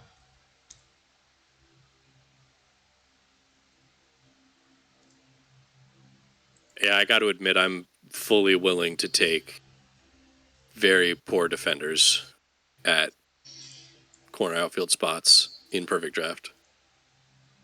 I think Yeah, for me, more in left than right, maybe. I don't know. The only thing I care about in right fielders in perfect draft is any sort of arm. I just want them to be named Babe. You Babe got a Herman, here handful we of go. options, dude. I'd love to have Babe Herman on my draft teams. Let's see. But yeah, the point is you can get some good bats in left. There is a real drop off. I think by the time you get down to bronze, now there really does start to be a drop off. That just the bats don't quite play, right? So this Chikafi card is one we'd mentioned before. That's just an incredible bronze bat, right? Yeah. And you can see it still doesn't really play anywhere close to kind of the silver bats. No, I agree. Tom York's a nice one, but I guess nobody's gone for him. Nobody's tried. Yeah, I'm curious because that just looks like a great shape, right? It's got all the things we're talking about. It's got gap power. It's got eye. It's got defense. It's no one likes Radiohead's most recent stuff.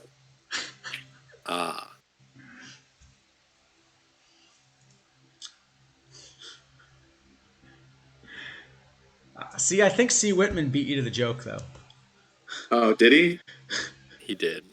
That's a shame. I retire, but goodbye, everybody.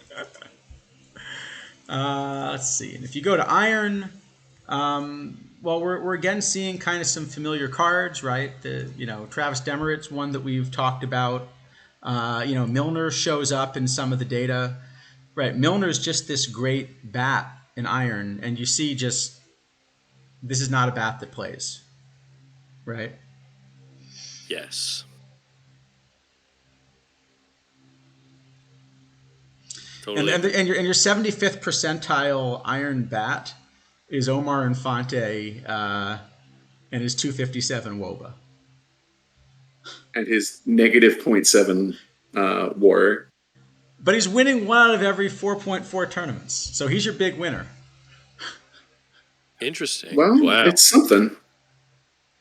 Maybe I'm going to focus more on finishing my backup for left field before Iron. Yes. Yeah, so this is one that surprised me actually. That I've just assumed that both first base and left field are ones you can go really deep for. But I think what we're seeing here is there's still really a drop off after somewhere around gold or silver. I feel like right field. There's a lot of right fielders who qualify at left, and that somehow right field is deeper. Am I right in thinking that? I think so. I mean, certainly, and I, to be fair, if I get someone like Aaron, I will play him in left simply because he gets to play more games that way. Oh, interesting. Had not considered something like that. yeah, wait, right-handed or right field is tougher on stamina. A little bit, yeah. Huh. That's true. Okay, that's true. Fothergill is winning even more. Okay, so maybe Bob Fothergill is your big winner. So clearly more people have to play him. But you Bob but, Fothergill. but you can see it's as a backup, right? Because if he's winning every 3.5 tournaments, he must have played at least 7, right? So he's only getting 20 plate appearances per tournament when he's winning a bunch of them. Yeah, All right, let's talk center, where maybe defense is more of a thing, right? I think certainly most people would prefer to have a solid defensive center fielder. So the model puts Dykstra at the top, and kind of Turkey's up there. Ooh. Turkey's up there in the data because I guess Dykstra didn't have enough quite to qualify. Cool Papa's up there.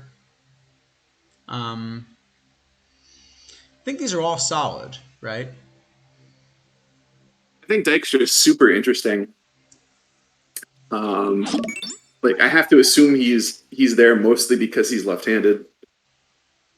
Yeah, I mean, not that it's a bad card by any stretch, but I doubt that most people, when putting their league teams together, are like, oh, I need a Lenny Dykstra. Like, this is the card. So it's kind of fun to see him like out front in the model. I actually do like him in league. I would have been playing him if I didn't get a Griffey, but I think I actually like Griffey a little better at this point.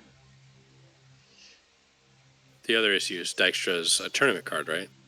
Yep. Yes. And Cool Papa Bell is a mission rewards, and there's a very Also true. slight difference there. So, Are you saying that one of those things is moderately easier to attain?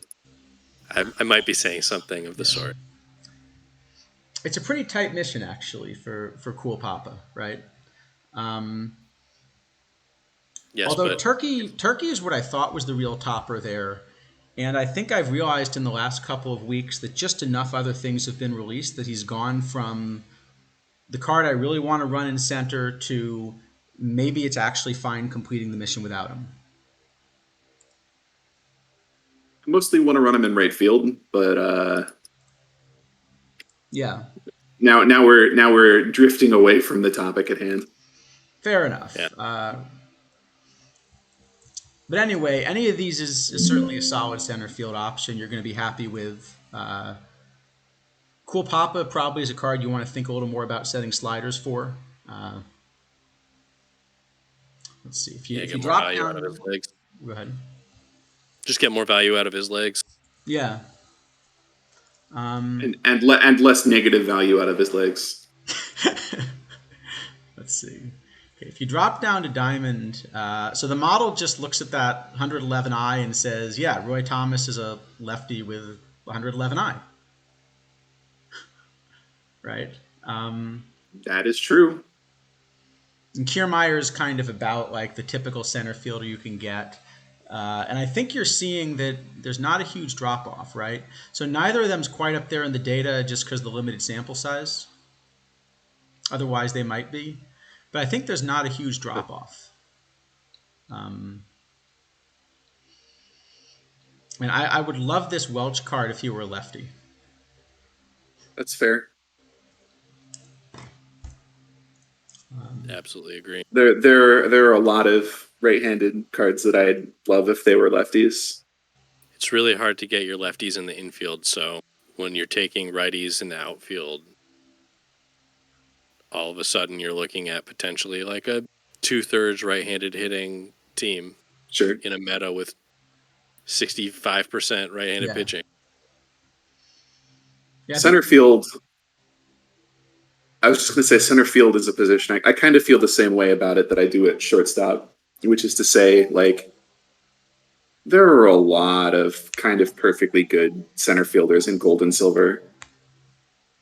So if I don't get one of these, like, kind of top tier options, I'm happy to wait. yeah. So C. Whitman makes the point that with Cool Papa, you might just go all the way to the right on your stolen base slider. I could see that. I mean, so the biggest like quality of life change that I wish they would make to Perfect Draft would be the ability to have durable slider settings for individual cards. Yeah, that would be good. Then I would actually set them, but otherwise I'm just not going to set them for a one-off tournament that, well, the way I draft, half the time I'm going to be out in a round, right? Yeah, I set them for the perfect draft PTCS thing and got knocked out in the first round. So that was a good use of my time. I think I may have missed the Discord one, but it wouldn't surprise me if other people want the same thing. I think it's a natural thing to ask. Sure. Let's see. All right, if you go down to gold, well, you're still getting some good options, and so I guess we've done our research and we still decide it's pronounced George. Is that the conclusion? It's George. George. It's absolutely George. But yeah, Paskirt's, kind of up there. Rupert Jones is kind of a fun one to jump to the top. Again, the same thing you're seeing in common, right? He plays defense, he has gap power, and these are sort of playing up a bit. Pinson's maybe like a more typical shape for a gold center fielder. Is a good place to use Devin White, or you could go with Marquise Grissom or something like that, maybe even. I feel like there are 5 different, like, completely fine, not quite fungible, but pretty close switch hitting center fielders that are mostly defensive. Yeah, like Otis Nixon's another one. Yeah, he's I don't have he's a list somewhere off the in top of my head. between But Rupert and Pinson is where Nixon ends there up. there are a whole bunch of pretty similar center fielders. But Yeah, I think it's I'm happy with any of them. yeah. I think again, what you're learning is that there's not a huge drop. Uh, Willie Wilson's one, yeah. yeah, there's some good center fielders that you can take early, but if you don't take one super early, taking a gold center fielder, you're going to do great. I'm happy to get a Bill North or something like that too. They're the series of Bill North's Ashburns. another one, yeah. Um, There's so many center fielders. and even if you go down to silver, there's still some really solid options, right? So McTammany ends up at the top of the model. Chick McTammany's Stahl's a great. great card. Chick Stahl is great. If the rest of your team is very right-handed, like Vince DiMaggio is great. This Chuck Deering, Very now left-handed. that I look at it, if he were just 1 point lower and qualified for bronze, I would love that card. Yeah. There's also a 73 tournament edition silver that like only plays defense and does nothing else. That if you get stuck with, that's okay. Yeah, Kenny Lofton's kind of fine. Yeah, he slots kind of somewhere in there. I mean, the Mike Trout is kind of fine. Jim Pearsall, yeah. yeah, this is one where Trout definitely will play because the bat's kind of a good shape. I like the beat or Melvin Upton. No, he wanted to be called BJ again. I do. Got to give a shout out to Mookie Wilson here too. Yeah, I think a I lot mean, of only options. only if you believe in dinosaurs. I gotta say, I think I personally am not that big on the defense only guys, but I don't know. I can't really justify that, so Well, maybe I I should. No, think I, I'm much I bigger on them think as. Go ahead. Go ahead, Mike. the quality of your average bat isn't going to be high enough that you're going to be thrilled to have actual dead spots in your lineup. Uh, but if you're gonna have them, and it does happen, like center field is maybe the best place to put one. Does that make sense? Like, It is.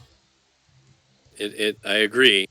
I feel. I'm just surprised there's not more of a difference between uh, Cool Papa or Turkey or some of these perfect cards that can do both. And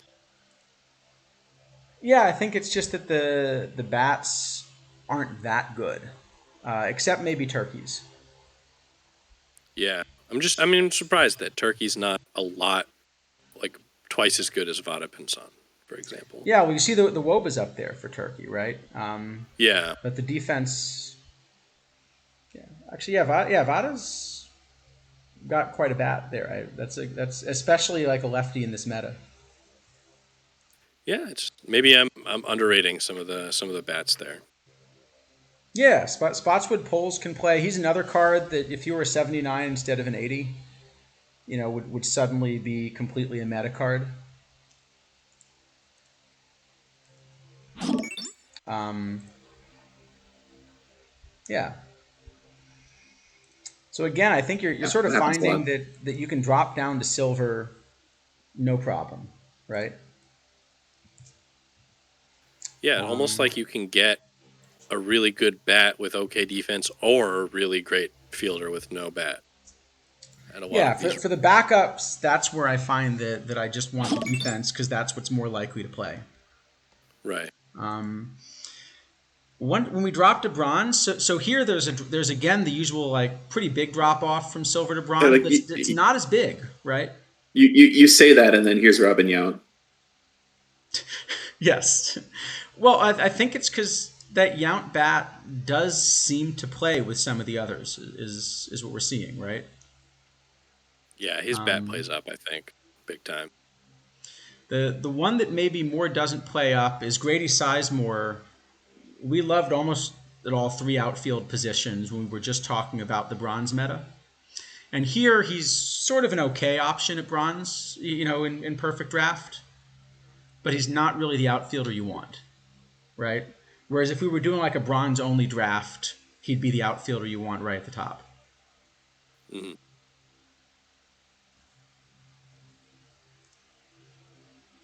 Um, I'm just nodding my head in agreement Me in a too. format where there's no video. So, my bad. Fair enough. So you can at least go down to bronze. How about iron? Well, there's another chick stall option. So actually, I wonder if anyone knows the rules on this. So if you reject, so if you pick the silver chick stall, they won't give you the iron chick stall. If you reject it, could they give you the iron, or is that decided before the draft so that you only get one option? No, I think you can. I want to say people have seen the same player show up in multiple rounds in the same draft. So that suggests to me that they're generated on the fly rather than in advance. Okay. I don't know. So you can think Or about there were some buggy rejecting. drafts, either way. So you can think about rejecting the diamond chipper because you really want the bronze chipper or something like that. No, that's you wouldn't do that. No. Uh, that's crazy. But oh, now I have to think. You could reject the 74 Bob Bailey, hoping to get the 75 Bob In the Bailey. next round. Okay, all right, I can see that. Or the 1956 Connie Johnson for the 57, which is much better. Why did they do that? It's not even like one of them's a tournament edition card, which I've been kind of completely fine with, right? Like, Yeah. I like what they did with Nabarucker, for example. Right, the cards, same player, kind of completely different parts of the career. Um, you won't confuse them, right? Like there are almost no formats where you'd want to play both of them. That's fine. It's actually Yeah. kind of cool. But like multiple packable cards that play the same position and have the same overall rating and are like just a bit different. Yeah, I Why? no, Bob Bailey, it's at least two different kinds of cards. But Connie Johnson, they're just or two a year apart. Um, now, my theory is this is all going to somehow make sense later in the year. There's going to be some really clever mission that takes advantage of this, or there's got to be something, right? Yeah, you'd like to think so. Um, all right. Well, right fielders, right fielders. Let's see. So the model. Hank Aaron. This is where we put Hank Aaron in the model. Mookie's also a really solid option. Mookie's Let's great. see the data. Yep, Hank Aaron's good.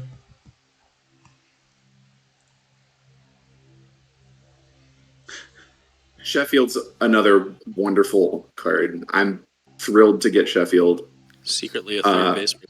Well, yeah, he plays left field, right field, and third base all like competently, right? So Yeah. you go into the diamond round with a whole lot of flexibility. If you do pick Hank, what position do you like him best at in this kind of format? Like, where would I prefer to play him Yeah. if I got to?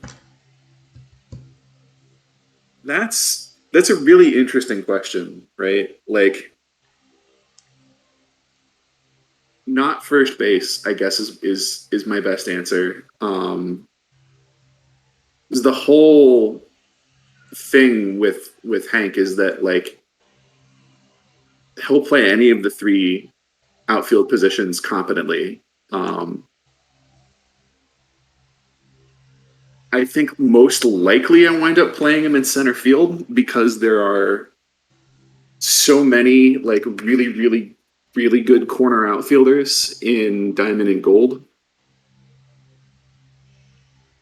Yeah. So Mr. Black, I think that's the practical answer. Is it depends on what the good options are that you have later, which is another good reason to get the flexibility. I don't know, Snailman. Where do you see Hank? Maybe let me reword my answer real quick. Go ahead. I'm maybe happiest with the drafts where he winds up in center field because that means that I got someone like Gavi Kravitz or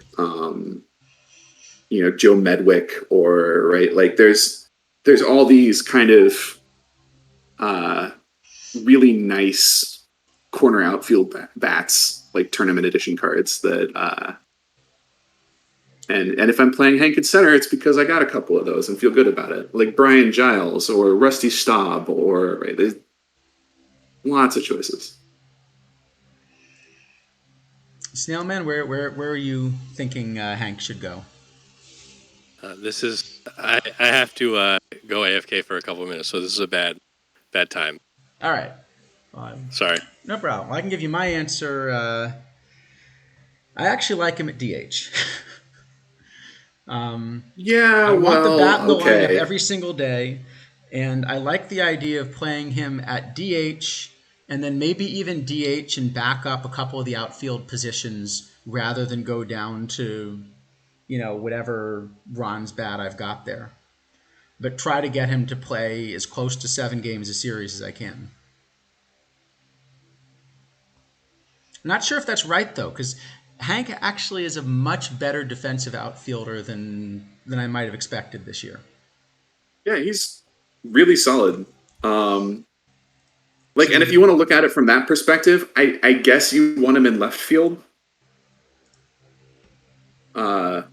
because he'll play the most games there. Yeah, I think that's my second best option. What I've been doing in the league is playing sort of both him and Ruth in left and right and swapping them to try to, kind of keep it even. Oh, I've done everything I can to not play Babe Ruth in the field. His defense terrifies me. It's good enough for a perfect draft. Don't get me wrong. I'd be thrilled to throw him out there in left field and draft. But speaking of which, if you go down to Diamond, the model just says, "Yep, Babe Ruth." In fact, we got several Babes. Anyone named Babe? Hi, I'm back. Welcome back. Ooh, anyone named Babe? Well, yeah, like Babe Ruth or Babe Judge. Babe Barna? They haven't made some of the bad Babes into cards yet. Sorry. No. Well, once they do, then we'll have to. So I know Snailman's disappointed in the lack of Babes because his theme team is really suffering. Yes, I have a ridiculous theme team where all of the hitters are people who were pitchers and all of the pitchers are people who are hitters. So at least they finally made a good sort of non-perfect Babe bat this year, though. Yeah. This is it's a really cool card.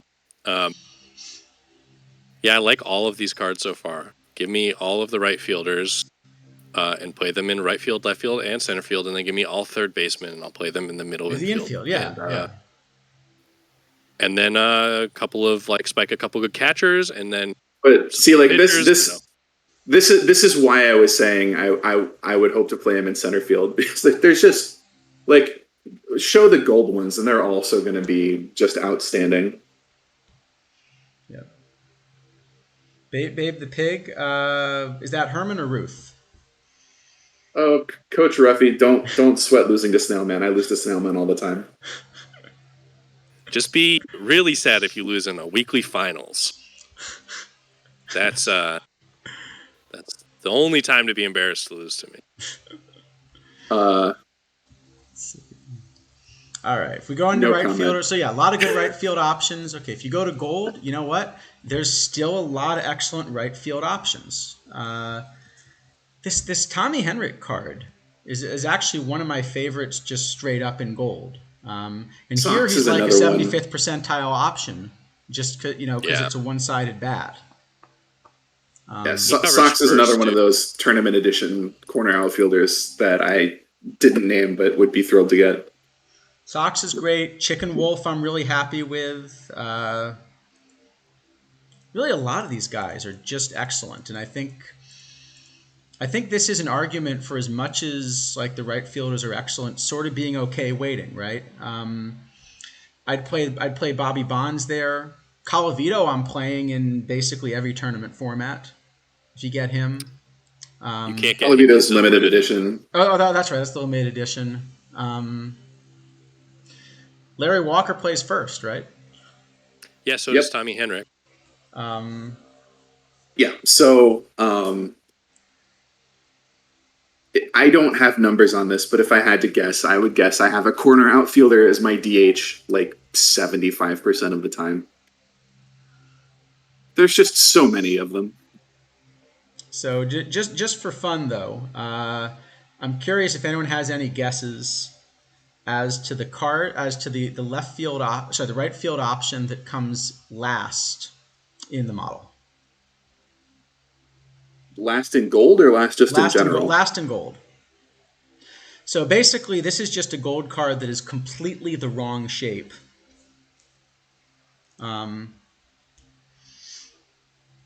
Is it Jack Cust? And it's actually not a live card.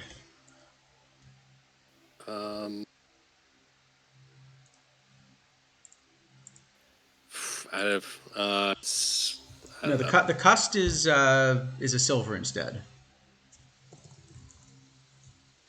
So this is basically a gold card. Tony Gwynn? Yeah, it's Gwynn. It's the card that does exactly the opposite of the things that play really well here, right? He's got huge contact and BABIP, no power, no eye, no defense, right? Yeah. In fairness, I think most of us looked at that card on release and were like, but why? They massacred my boy. Yeah. They did, though. So, So Tony Gwynn, just completely the wrong shape here. But yeah, still a lot of solid right field options. If we go down to silver, well, okay, Paul O'Neill is still excellent, right? And still doesn't exist. But no. But see, he does exist in drafts. Oh, Yeah, I've that's got true. A lot of times in draft, actually. That's true. That Bryce Harper is an excellent bat. VR. It's Oh pretty yeah, splitty, but Yeah, but I'm glad to see that card now playable because I can't find a way to play it in silver, and it sort of fits better here, right? yeah, Sammy's yeah, power for sure. seems to play a bit. Yeah.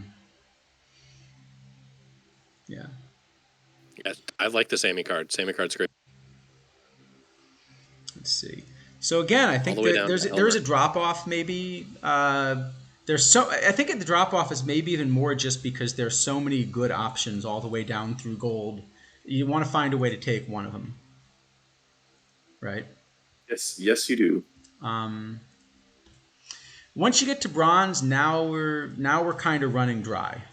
And again, I think this is maybe just a reflection of how good kind of the better options are,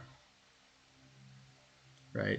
Yeah, like in bronze, you're just again with some of the other positions, you're kind of running out of attribute points, right? Like you don't have enough points to be good enough at the important things and bad at other things, and still randomly play kind of okay in this format.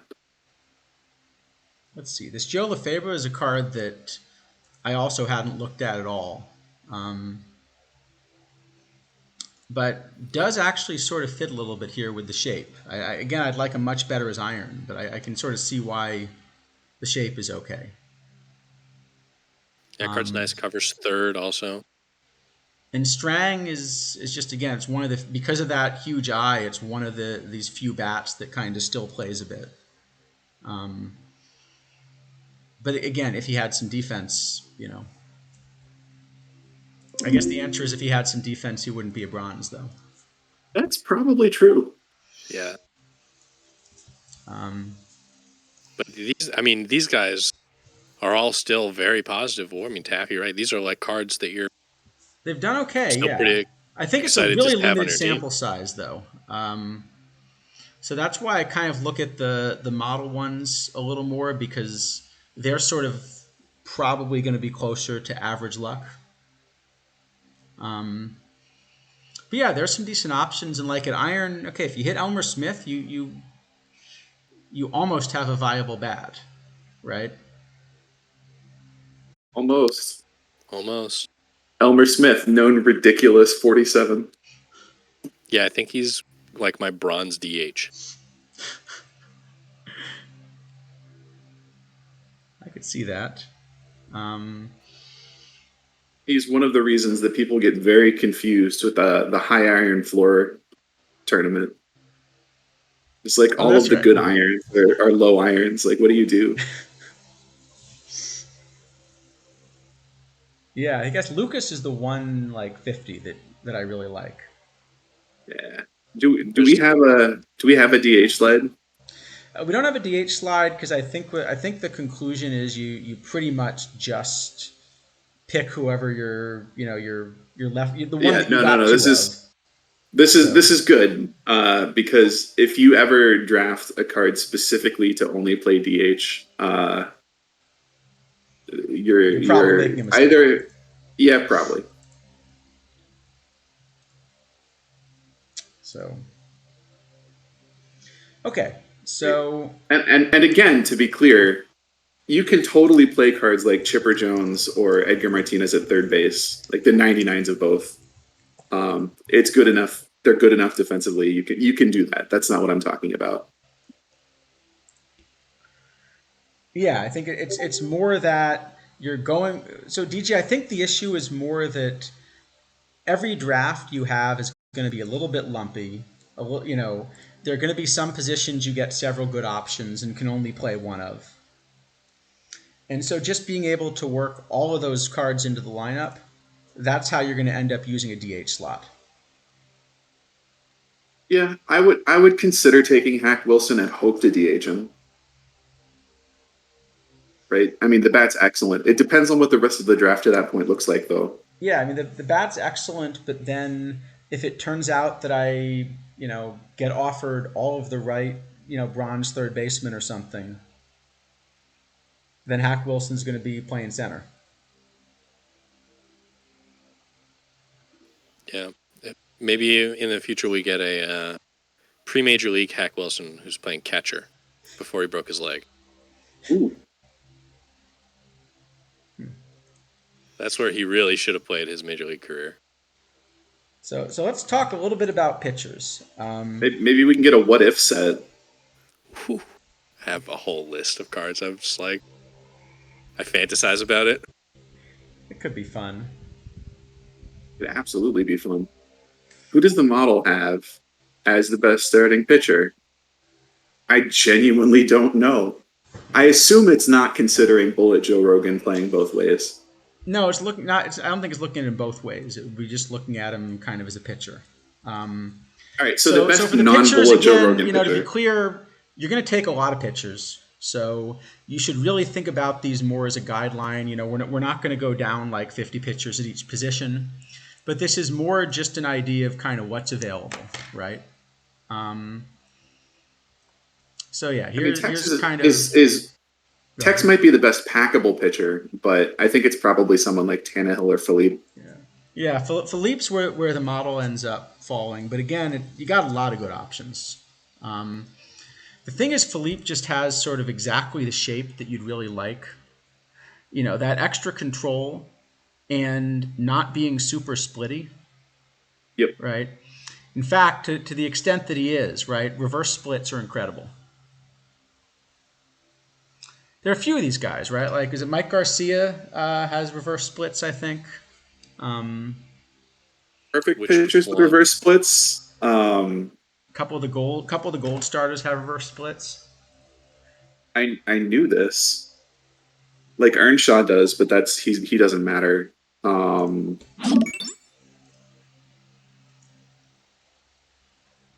Does Houston have slight reverse splits? I think it's a few, yeah. Mort Cooper does. Yeah, Mort Cooper does. Houston's same sides. Carl Hubble does. Yeah. But Carl Hubble's not a very good pitcher, so that's fine. Yeah, Houston and Walter Johnson and Riho, I think these are all kind of splittier. Wynn does? I don't know. You can read cards. That's true. Early Wynn is totally neutral. This is something you can notice, though, that a lot of these splitty guys, when we were talking about constructed rosters, really don't do very well. They play down a lot because the AI manager's not good at figuring out what to do with splitty guys. But here, because you really can't platoon very much, you can get away with a splitty pitcher. Right? Absolutely. Yeah. Especially if they're a righty. Yeah, I mean, look at the batter count, right? Like Walter Johnson is splitty, and I hate running him in league, but here more than half the batters he faces are going to be on his good split. So yeah. In league, if you see that 58% of the batters are right-handed, when Walter Johnson's starting, it's going to be 30%. Yeah. But here, if 58% are right-handed and Walter Johnson's starting, it's probably going to be 55% or something. Probably. And some percentage of those switch hitters, like that's not a good full picture, right? Like some number of the switch hitters are still very splitty, right? They just get like their bad split against the pitcher's bad split. So, maybe it's closer to like 60-61% favorable matchups for the biggest of trains.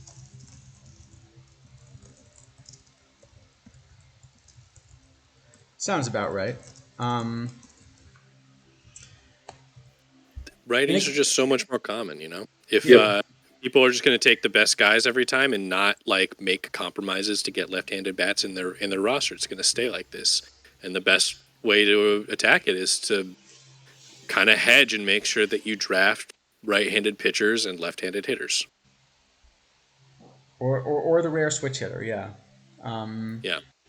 Let's see. So again, if you move down, right, we're still getting Yeah, some really good I options. think Go ahead. one quick note here is that whether you will want to draft a pitcher in the perfect round, depends on the quality of the rest of the cards available.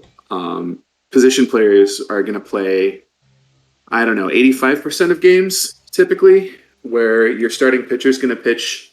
Let's assume you're doing great and,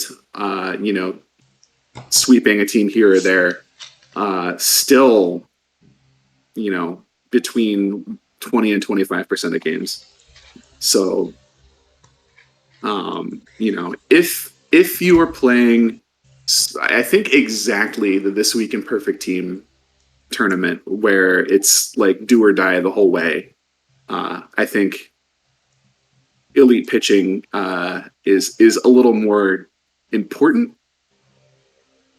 Whereas if you're just doing a normal like best of 7 kind of tournament,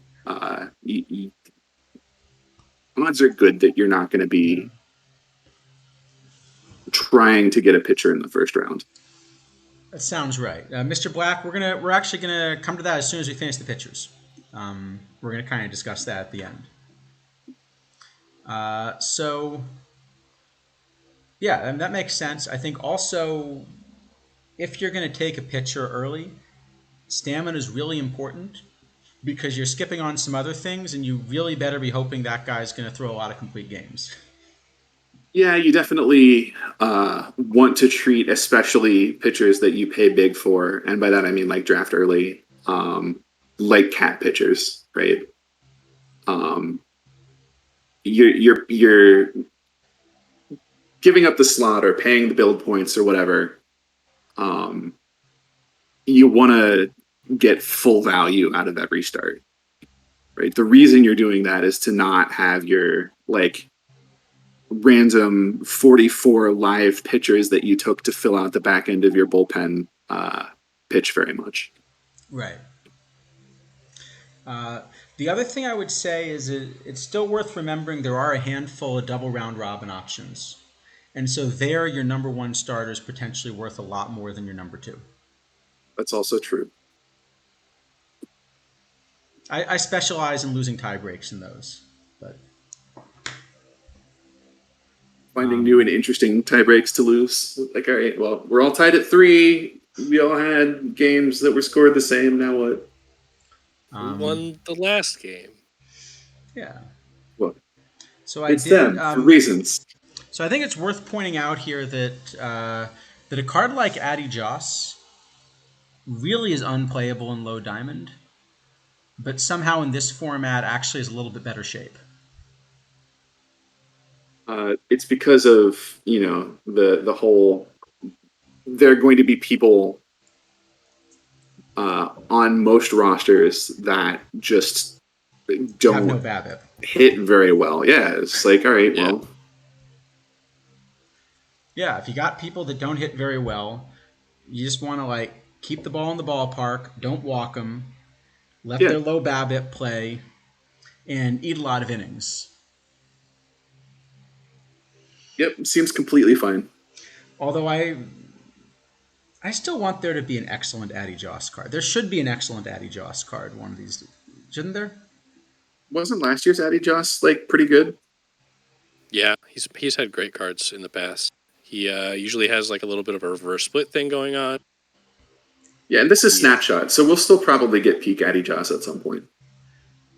That's fair, but peak Addy Joss should be, I think, even better than. Anyway, fair enough.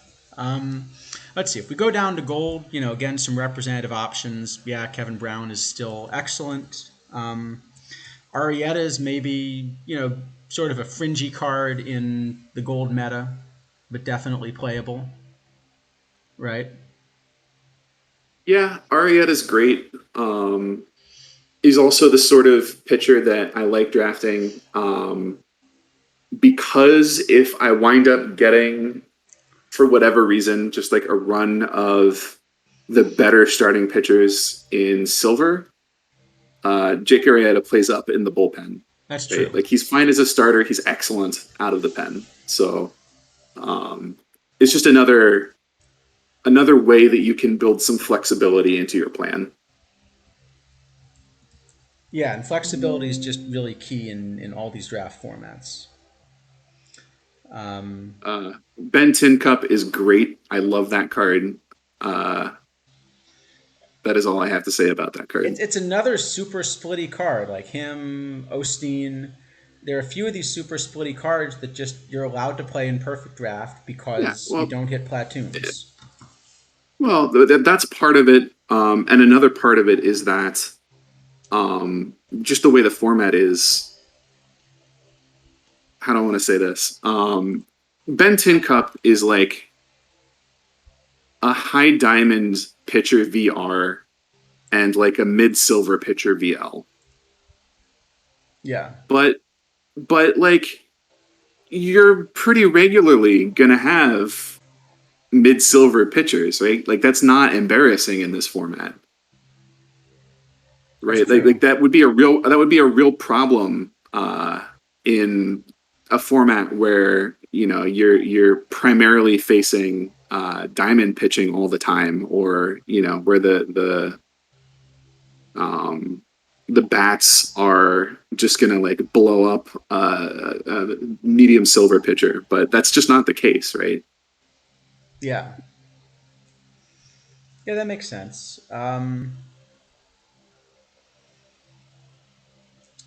And then so if we kind of drop down a little bit, oops, on place. Yeah, if we drop down a little bit, and kind of drop to some silver pitchers, there's still a handful of good options, but there is a real drop off, right? Like Zachary, kind of as we know, is still excellent, right? Yep, Zachary's great. Scott Sanders is great. This is where I start to really like some of the low stamina guys, just because you can get such a good return. Yeah. So if you haven't been subscribed to Snailman's newsletter, one, you should be, and two, I sort of, when I think of Snailman in this game, I think of like extremely undervalued live pitching. Right, like Spencer Strider is the current absolute prince of not being rated high enough for the quality of pitching you get. Because whenever they did whatever they did last live update, Michael King, who kind of held that title in silver previously, got bumped up to a 98 with, I think his ratings, his like actual pitching ratings got a little worse, if anything. And Spencer Strider is preposterous. But because he's only got like 44 stamina as a reliever, they left him alone. So, yeah. Look at live relievers in particular. I like live relievers if they have enough stamina to start, especially silver and below, and I like live starting pitchers as relievers if they have, high velocity. A lot of the historical players don't have high velocity, so they don't transition as quite until as well. The last live update. Basically, the answer was pick a live bullpen in the bronze and iron rounds, and you're going to do fine. Yes, it's a little harder now. Archlich asks, what round would you want all 5 starting pitchers by? I prefer to have them pretty well locked in by the end of the silver round. If I've only got 4 by then, I'm kind of okay, because you can usually find at least one kind of pretty quality bronze pitcher. If I've only got 3, then I feel like I'm kind of in trouble. Well, I think go ahead. I would say there's a difference in that answer depending on if it's a historic draft or a live draft. Like that's true. That's very true. When you just have access to historical pitching, I want my pitchers a little bit earlier. I will also say, kind of as a follow up to that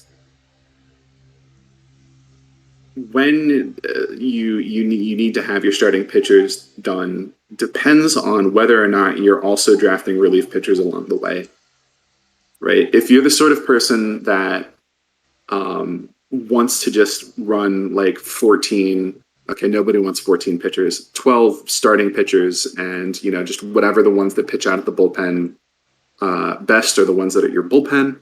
Then obviously you don't want to be leaving the silver round having chosen 4 pitchers because 8 arms of any quality through 3 bronze rounds and 1 iron round is a huge lift.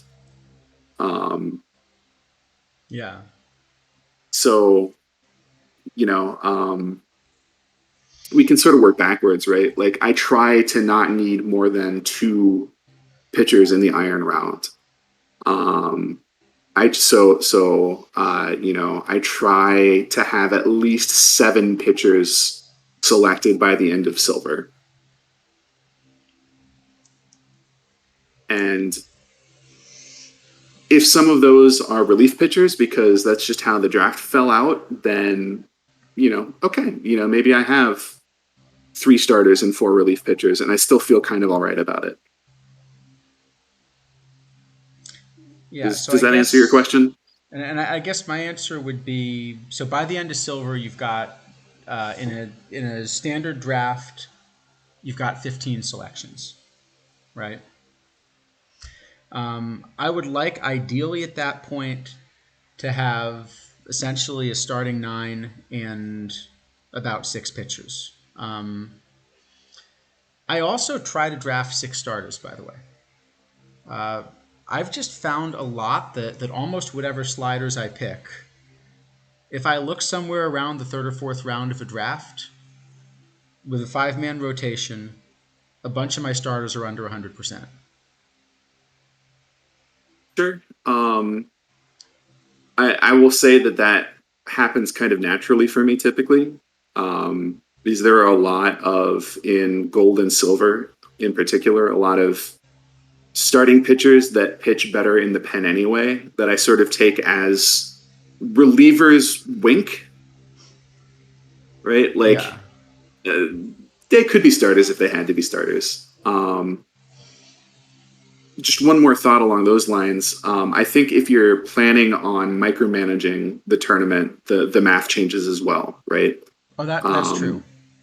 It's like if you're not, then it doesn't matter as much. But if you are, you want to set yourself up with options, right? Like if you don't have some number of interchangeable parts, there's nothing for you to do, right? That makes sense.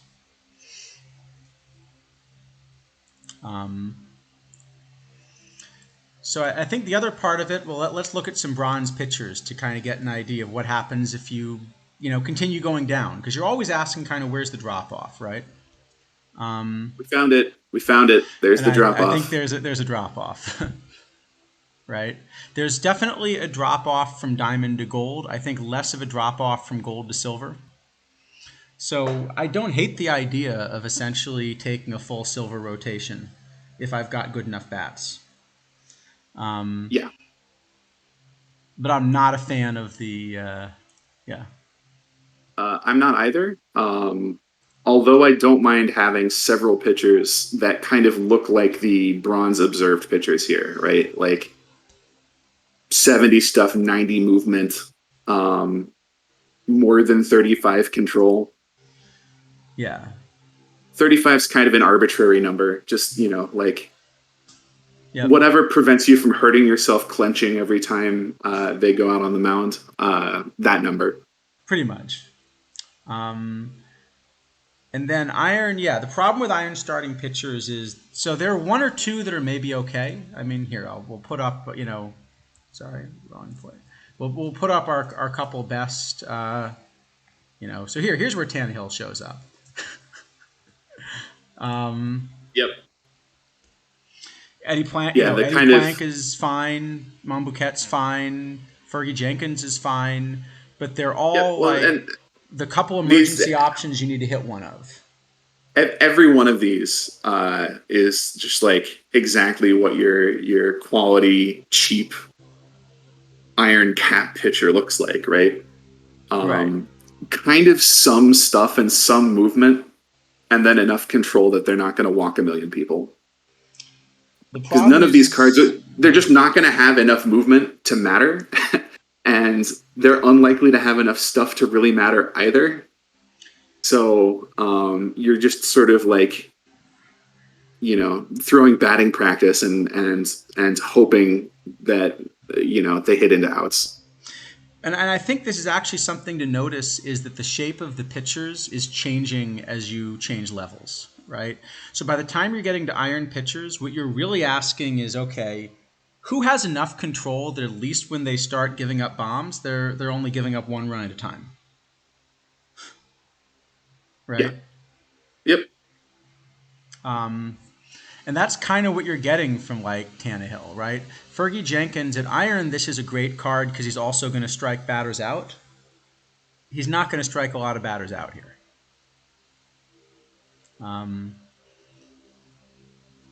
But yeah, basically, if you're taking iron starting pitchers, you're really hopefully taking them out of the pen, right? And maybe look for someone that's got a stuff boost. Someone that has 5 pitches and really shouldn't be throwing 2 of them or something like that. Yep. All right, and finally we can talk about relief pitchers. Let's see. Do we have to? Yeah. If you're going to take a relief pitcher in the perfect round, fine. Eckersley's good. Bobby Jenks is good. Don't take a relief pitcher in the first round. Can we just, in fact, I was going to mention the data, but fortunately we don't have any data on people taking relief pitchers in the first round. Just not enough leverage. Yeah. Eckersley's great, but, he just doesn't throw enough innings to be the one perfect card on your roster. Right? Yeah. Yeah, we're not in the world where Dennis Eckersley starts. Once he starts, yeah, go for it. But at 14 stamina, this Dennis Eckersley doesn't start. No.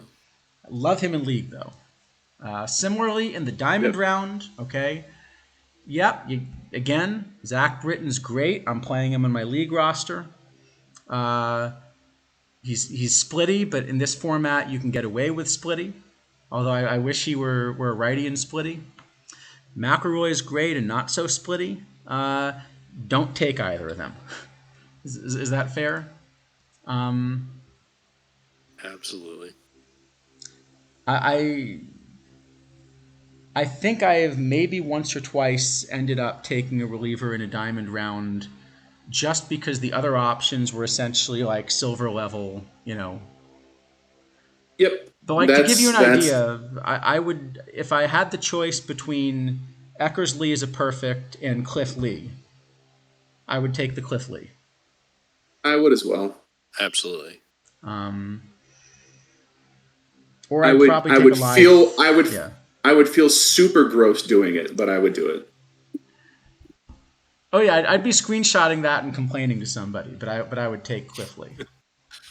Yep. And I think the same goes for your worst perfect.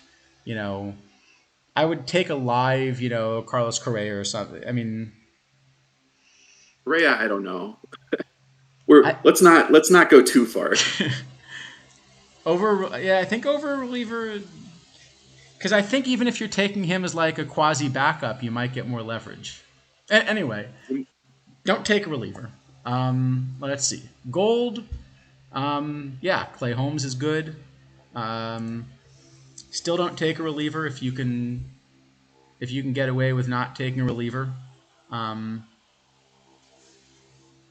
Yeah, well, and once you get out of the diamond round, it is unlikely that there will be nobody for you to take that isn't a reliever, but it is entirely possible. This happens to me regularly, where like the good cards in the pack are cards that you're already set at a position. And rather than taking on someone as a backup or like maybe, like giving up your DH spot to someone kind of marginal, then maybe I'll take like a Clay Holmes. Yeah, I could see that. I don't know, Snailman, what's the earliest that you'll sort of convince yourself to take a reliever?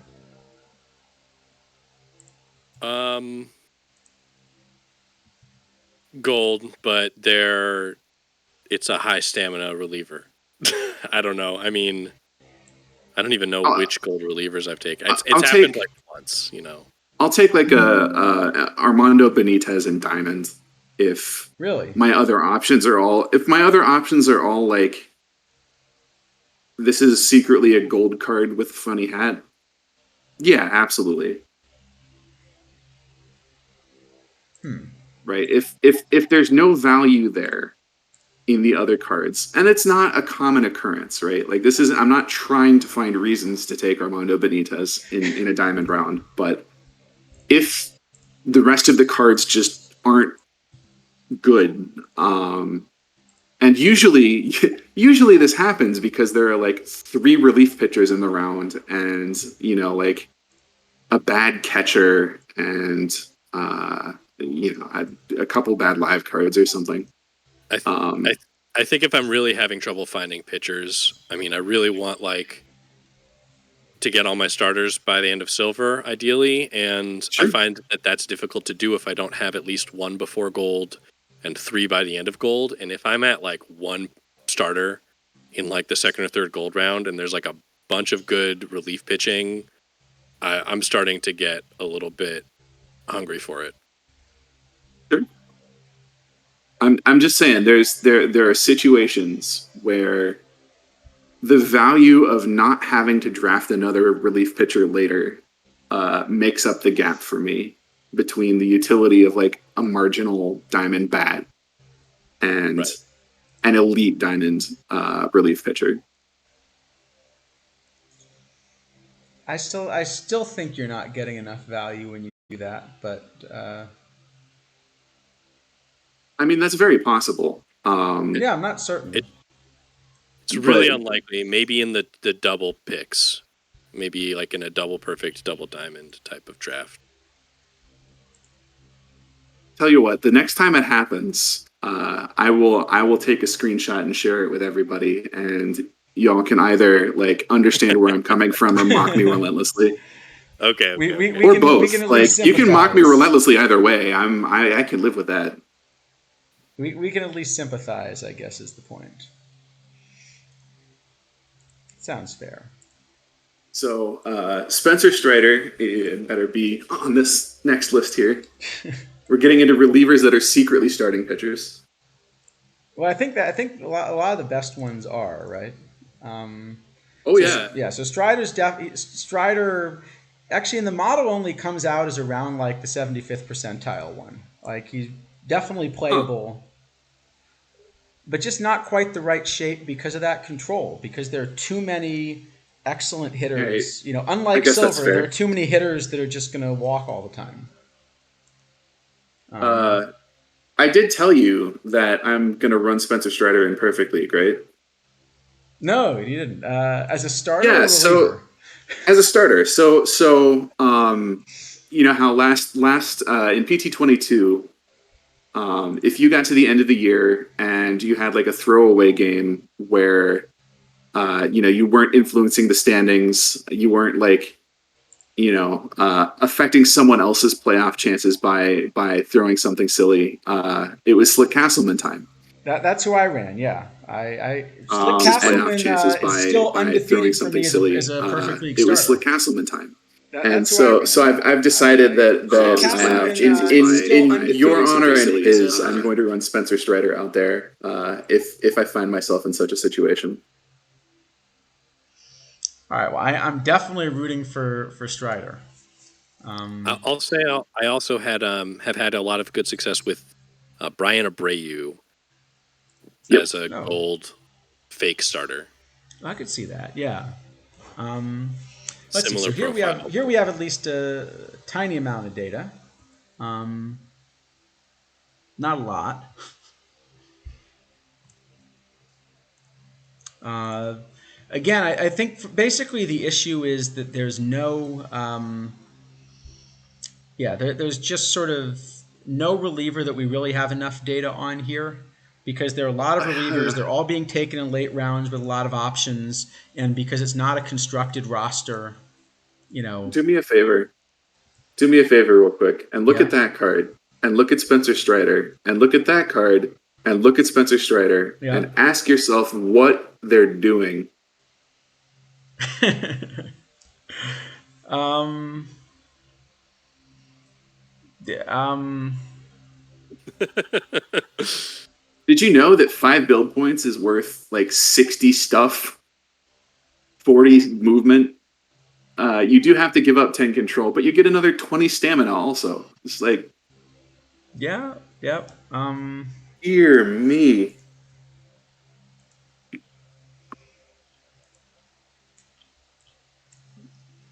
Spencer Strider is a good card. Here we go. Sorry, we have one. Sorry, we actually do have one gold reliever that there's enough data to measure. I guess. It's enough to make you ask who at Out of the Park Baseball is related to Spencer Strider. Well, no, they're clearly underrating his overall, right? Yeah. Oh, yes. They just passed over him on the update. It'll probably get fixed in the next one. I don't want it to get fixed. Unless they're going to make him go perfect, which would just be the best. He's having a great season too, right? I think he is. Let's see. All right. Bronze. I mean, I think he's considerably better than Michael King, and King's a 98, so it's not like they have a lot of room to put him. No. Let's see. Swanson, as we mentioned before, kind of still is really playable. You've got a man with 1 stamina. And Brooks Kieschnick, I just got to mention this 1 stamina. So it's funny because the thing I remember Brooks Kieschnick for was being a two-way player. Right? Yep. Sure. But this version really isn't, is it? I seem to remember it only kind of... I don't think so. Yeah, well, he is allowed... You can put him at left field. He has training there, so he's on my theme team. He is my left fielder currently as I build that team up. But that's about all I can say for Brooks Kieschnick. Yeah.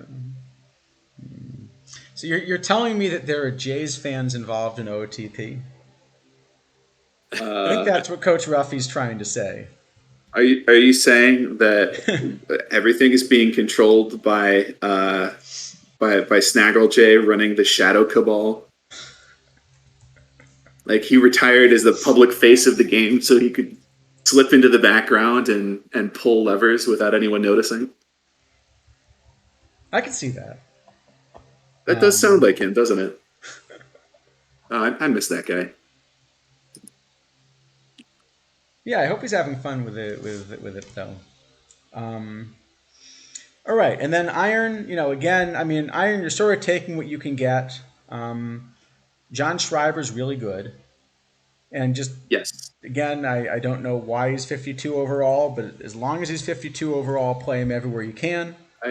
I think, and I think these are the ones that are actually important to talk about, right? Like, most drafts, you should get to the last round and be trying to choose the 1 or 2 better Iron pitchers to fill out your bullpen. Yeah. Yeah, definitely. And I think the lesson here is someone like this Brian Wolf card, right? Which I remember being my favorite 40 overall in 22. Yep. Mm-hmm. But this is exactly the shape that you want if you're going to have a card with a bunch of flaws. Because, he gets through his innings, puts the ball in play, and the home runs he gives up are hopefully solo homers. Right? Yep. Yeah, he has a very reasonable walk rate and otherwise is a T. I guess T's also have a reasonable walk rate. So, you know, Yeah, he's pretty much he's a pitching machine, essentially. he's a throwback to the era. Like he will listen to the batter if they request a high throw or a low throw. Yeah. Who's that guy? There is a guy whose nickname was Pitching Machine, who's an iron pitcher. Who has like no stuff. Do we have data on him? Just out of curiosity. Do you remember who it is? I'll look. We definitely I'll don't find have a lot of iron data, just because people are kind of taking who they can get. Yeah. Yeah. See, that's the guy, the one with like zero, but he has movement, so he's not a pitching machine, or at least he's like a flawed pitching machine, right? He's a pitching machine set to throw sliders. That's fair. That's fair. I'll find him. He's in my collection. I can just search by. Oh, here you go. George O'Donnell. Yeah. 10 stuff, 74, 74. He's right around middle of the pack, actually. Okay.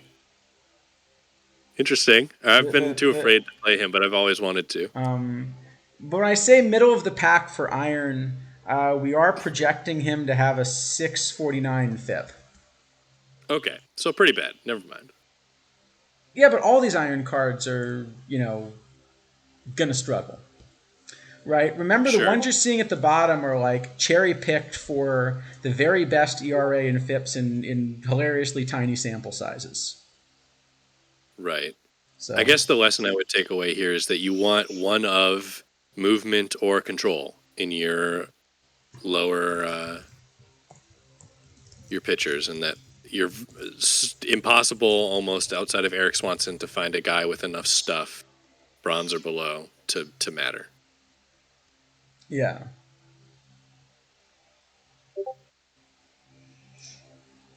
Okay. So now that we kind of went through the positions, I think the last thing we wanted to do was to just kind of look a little bit more overall at what the right strategy is. Okay. So maybe one way to think about it, let's say you're starting in the perfect round. I'm just going to put back up kind of what we had seen before here, right? Let me just sort of put that back up real quick. So these were not the very best options at each position, but these were kind of the typical, like, above average option that you could get at each position. So this is more like the sort of choice you'll have in a typical draft would be you might get to pick between a couple of the guys on this list, right? I think that's true when you're making choices, right? Like very often you'll get one of the top players at one of the positions, but then you don't have a decision to make. You're just taking the Lou Gehrig or the Jackie Robinson. The ones that are interesting to talk about are the ones like this, where you have like two or three of these guys and you have to pick one. I think so, yeah. So all right, so with that in mind, right? Yeah, what are you kind of thinking here? Like, you want like a rough ordering on these cards off the top of my head? Of like, like if you kind of had a choice, so what are you looking to do in the first round? What kind of positions are you looking at, or what's your strategy here? So, I don't like taking pitchers in the first round typically. I certainly wouldn't be like excited about a Walter Johnson. I wouldn't, I wouldn't be crushed if I wind up having to take him, but I'm not all about Walter. I will skew towards cards that I don't get to play with in League because that's fun, and contrary to popular belief, I like things that are fun. So like Phil Rizzuto fits that bill. Plays a difficult to fill position, is a very solid card. Lou Whitaker also kind of in that I could go buy a Lou Whitaker if I really wanted to, but another kind of like premium position, hard to fill, checks more boxes than I'm going to see downrange. Like, there's no one close in Diamond.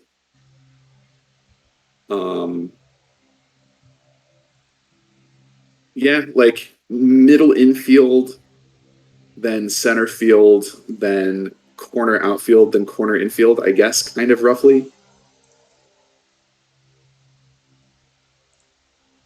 All right. Now, Snailman, any thoughts here? What are you? Yeah, I'm taking Lou Whitaker. I mean, I'm an insufferable tryhard. Get that out of the way. Like, I'm just trying to win at all costs. I'm taking Lou Whitaker. I think. To be clear, I'm trying to win as well. I just, like, I'm willing to give up small edges for fun. It turns out that winning also is fun.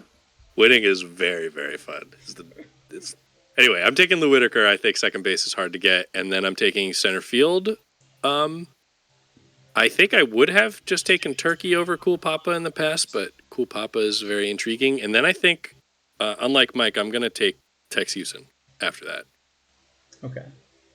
Because I find it I really am afraid of the drafts where I am searching for like a last couple of starting pitchers by the end of the silver rounds, and I just haven't seen anyone I really am excited about. Yeah, so I'm also gonna join the Lou Whitaker chorus here. I think it's again just looking at where the big drop offs were, and what we found is second base is where the biggest drop off is. I definitely don't want a catcher here. I definitely don't want a first baseman here. I don't think I want a left fielder here unless I get kind of the right one. I would take Goose Goslin here. Premium left-handed bat. Is trained in left field, right? Like the reason I would take Goslin ahead of Stearns is that Turkey is only. I think after that, I'd still be looking at the infielders. Brett or Lloyd. I'm not a big Pop Lloyd fan the way the cards come out, but I think any of those infielders, basically apart from first baseman, those are premium positions kind of early in a draft with big drop-offs. I guess I would agree with you on Brett specifically because he's left-handed. Yeah. Yeah. You listed all the lefties. The other thing is I would take Walter Johnson here because I think in a non-cap format, all of these really splitty guys, and Tex is up there too. All these really splitty guys actually play up in a format like this because they're getting on the good side much more than they sort of should. Right? Yeah, I guess I think Tex Houston's going to go deeper because of the control, but there's a stamina gap there too. So yeah, it's close. All right, and then if we kind of move to a diamond round, right, we can sort of ask the same question, right? Actually, I should do it that way. I did that wrong. There we go. If we move to a diamond round, we can sort of ask the same question, right? Mm-hmm. So, I would have liked to take my second baseman earlier because you see that, now the second basemen don't jump out as much maybe on a list like this. But if you could sort of pick up a couple positions ideally here, what are you thinking? Mike? Cool. This is an odd mix of players. Yeah, well, this is basically, if you get kind of decent options everywhere, but nothing spectacular. See, here, like, of all of the cards listed here, I don't know, Sid Fernandez. I'd probably lean in that direction. There's just not a lot else that's deeply compelling, right? Like they're all kind of the same and they're all kind of good. I like Jimmy Fox a lot as a bat.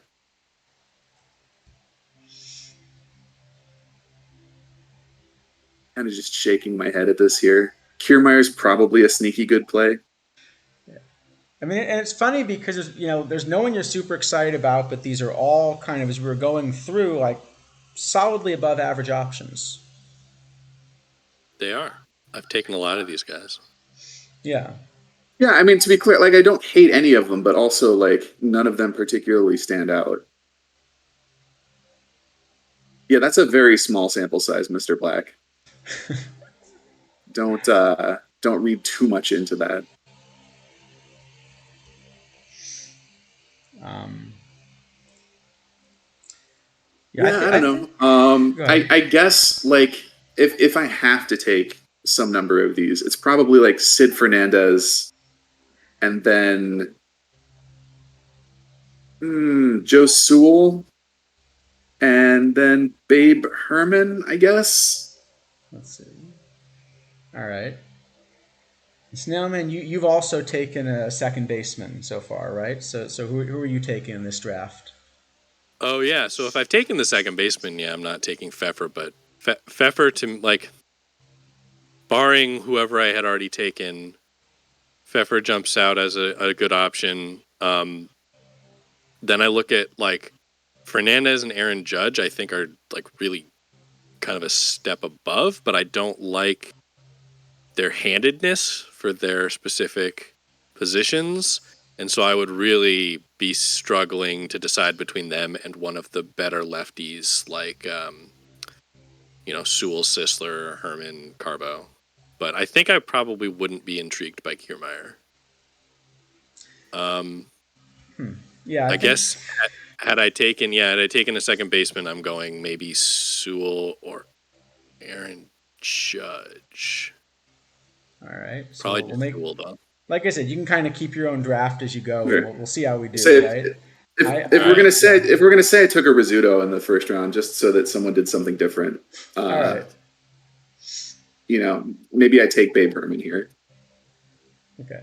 Get a big left-handed bat. Or you get two of them, right? I'm keeping score now. We're keeping score.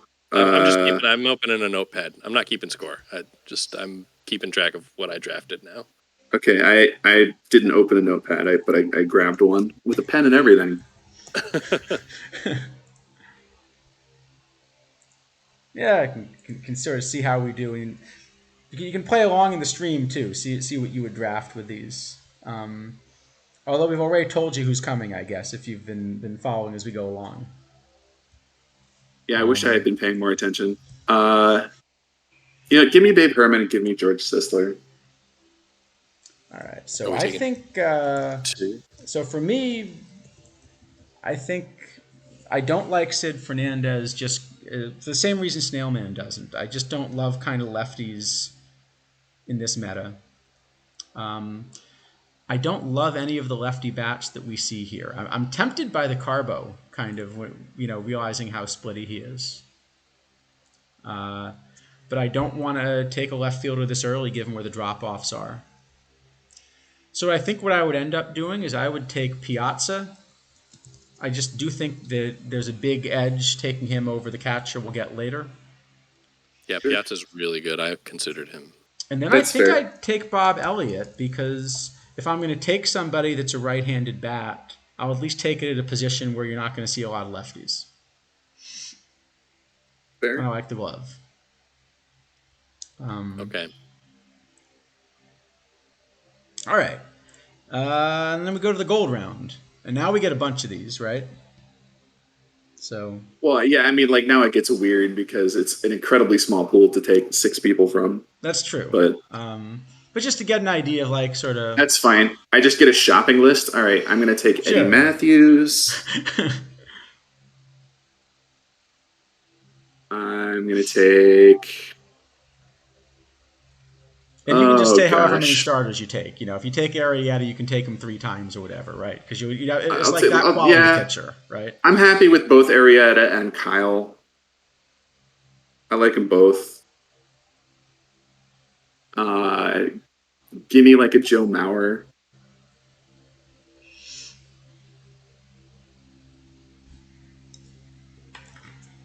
There's just too many. This is just a wealth of options. Of course, I say that, and then it gets a little weird.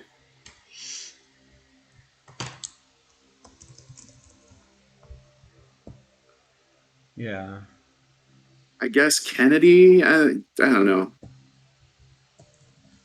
This feels less representative because you get to see twice as many players That's true. for each Yeah. round. No, it's more So just to get a it sense kind of like, of the sort of strategy you'd. sure, yeah, no, it kind of breaks down a little bit here, but um, if I came into the gold round having drafted no pitchers in the first 3 rounds, I would be looking to take 3 starting pitchers in the gold rounds. Yeah, I think so. All right. Yeah, I think And I would take. I'd be open to taking as many as 6, right? Like if it falls out such that the gold pitching is just outstanding and I'm not seeing position players that I like, yeah, I'll load up on pitching in gold and not have a problem with that. That's fair. Yeah. For me, I see a few real standouts here. So I would definitely take Granny. I think there's a big gap there at short.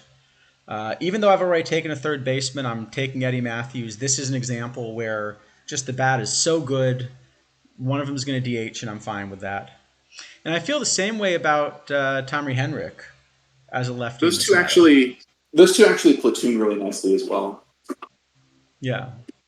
Well, I don't think I'm going to platoon him because I'm not going to get enough bats. But so I do that, and then I'm going to be taking 3 pitchers. No, but what Kyle, and one of the things I like to do in this situation is to DH them on their good side and play them in the field on their bad side.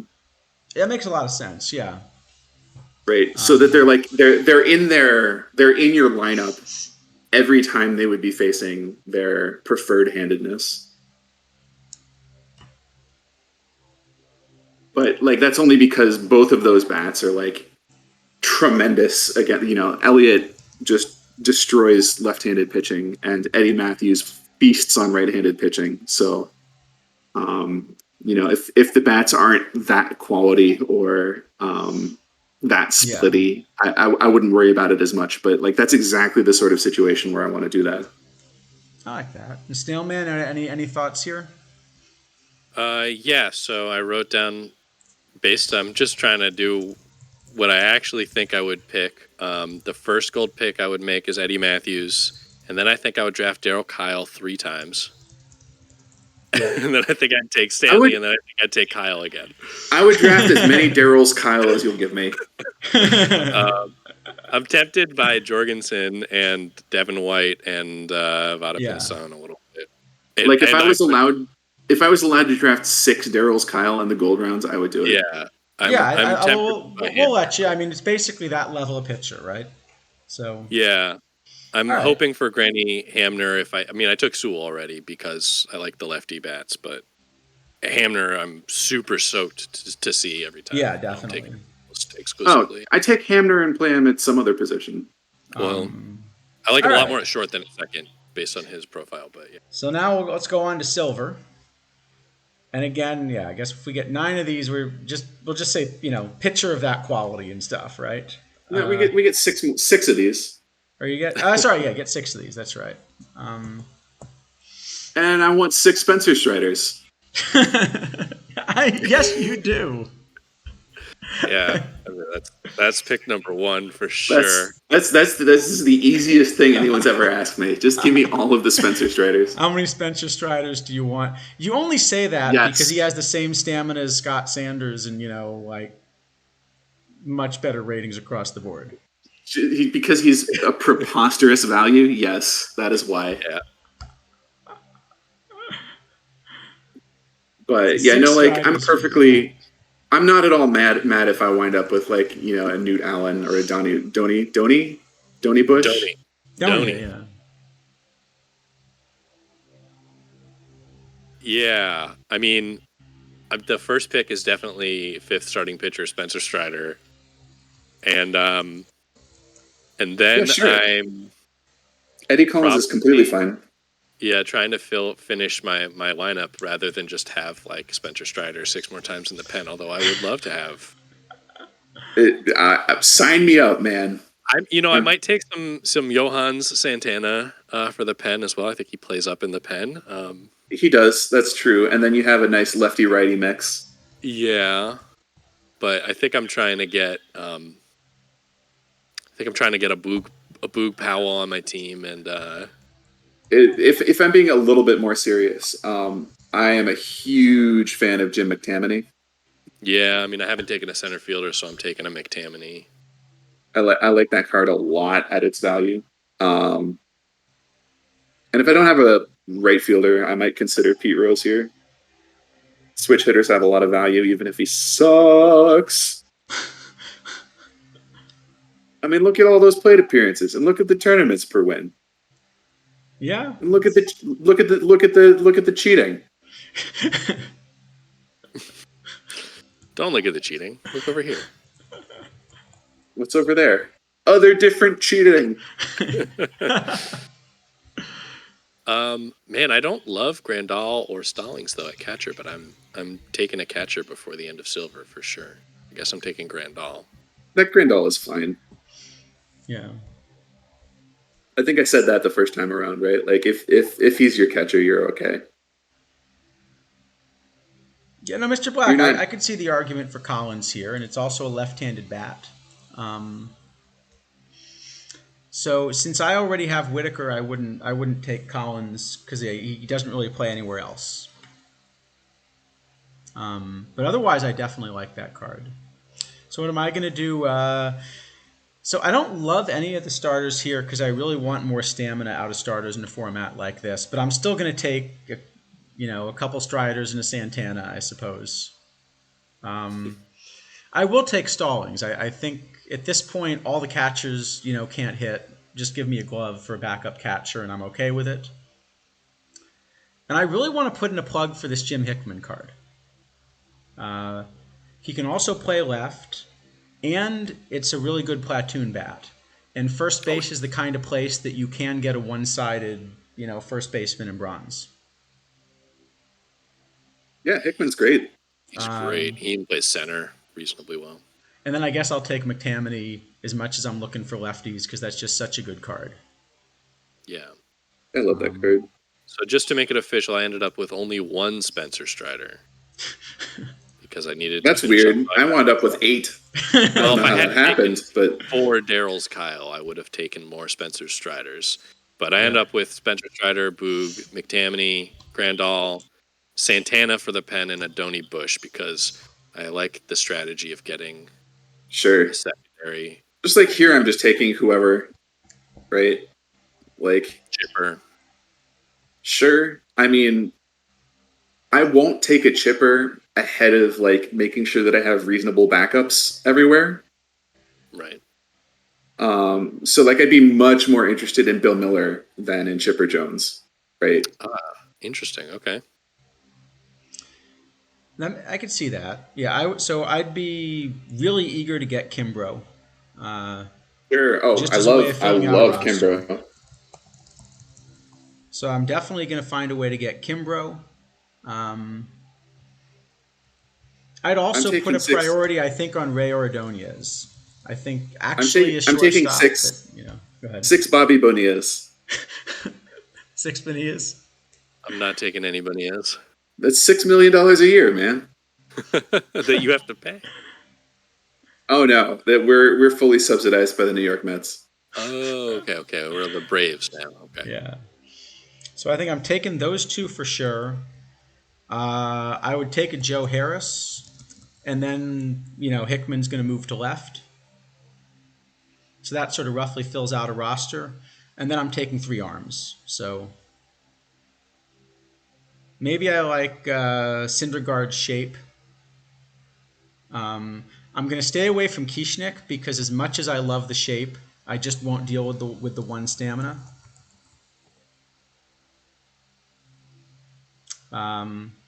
So yeah, probably I'm looking at Syndergaard, Rucker, and Henshaw.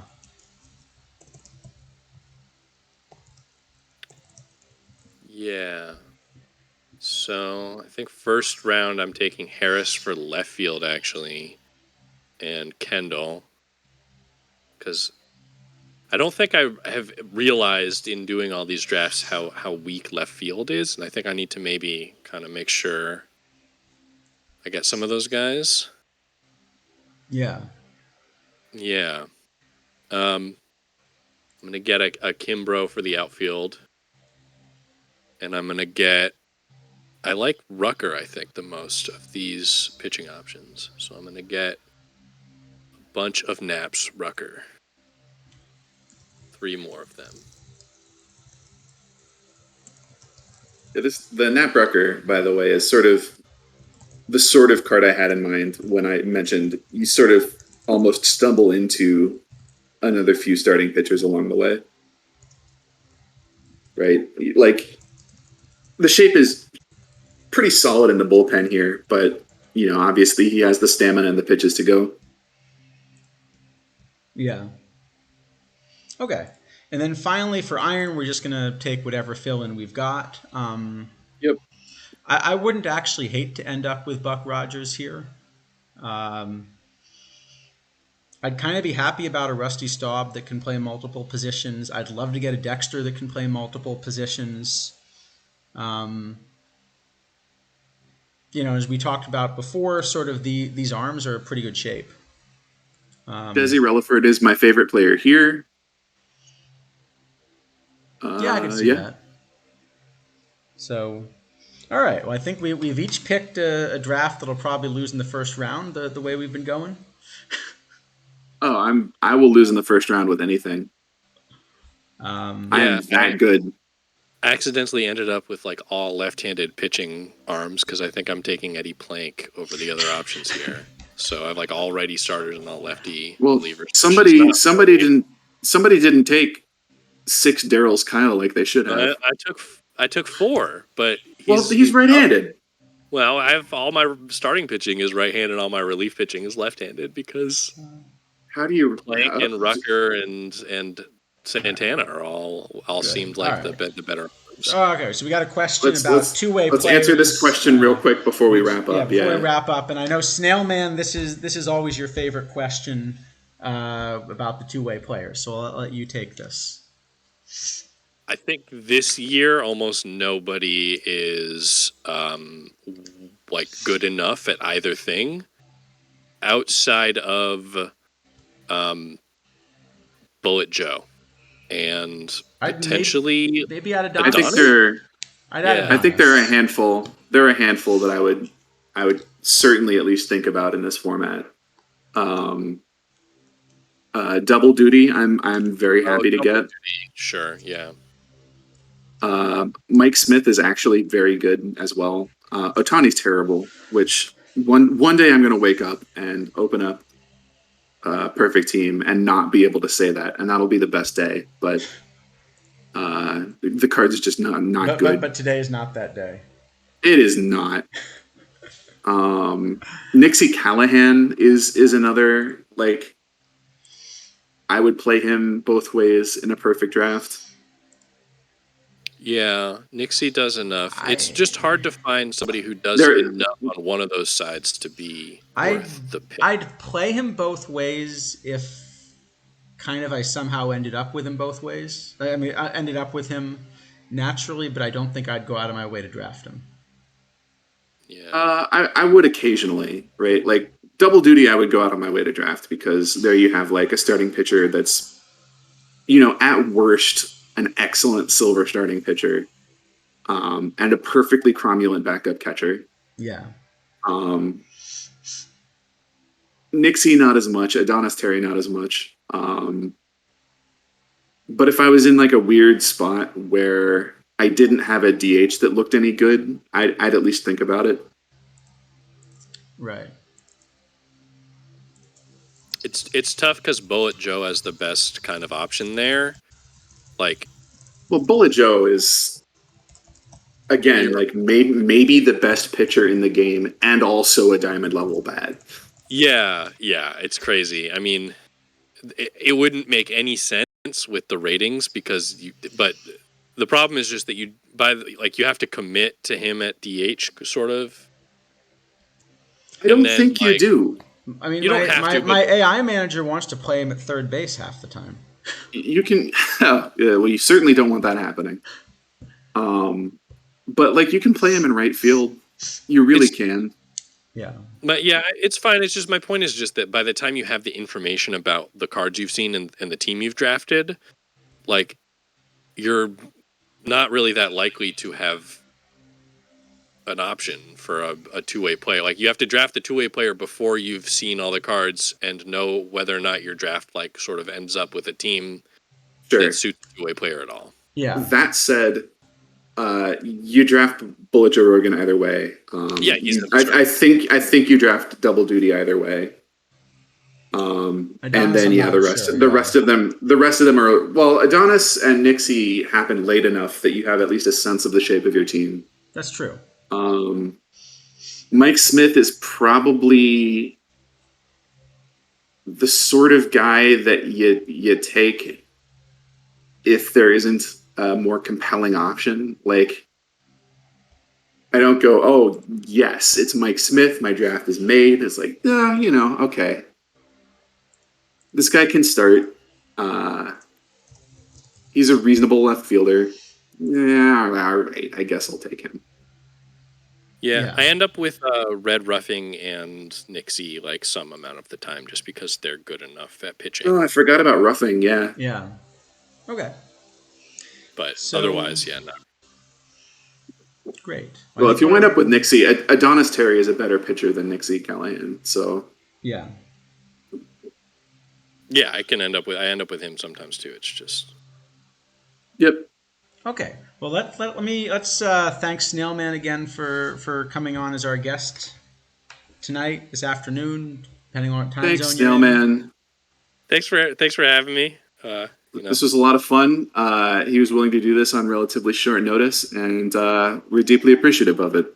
Yeah, definitely. I look forward. I wish it was a topic I had a bit more of an expertise on. So don't worry. The moment that a dead ball tournament is announced, we're going to do a special edition, and we're going to have you on, and it's going to be great.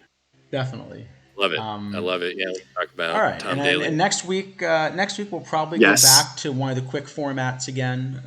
Maybe we'll do iron or low diamond. Maybe we'll go back to something like silver and see how it's changed depending upon what gets released. But yeah, thanks again for everyone who was here, and let's see if we can find someone to raid. It's Alex. Let's raid Alex. All right. Let me see if this works. Yep. I think this is going to work.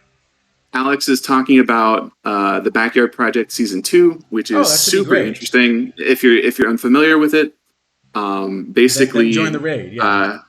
Yeah, he's taken a bunch of the old backyard baseball players and sort of imported them into out of the park baseball with some professional players and a bunch of user submitted players, and it's a lot of fun. So if you don't know about it, check it out. Sounds good, and we'll send you there now, and we're going to put the video up on YouTube as well with this link in a little bit, and it'll be here for the next 14 days. So thanks a lot, everyone. Have a good night.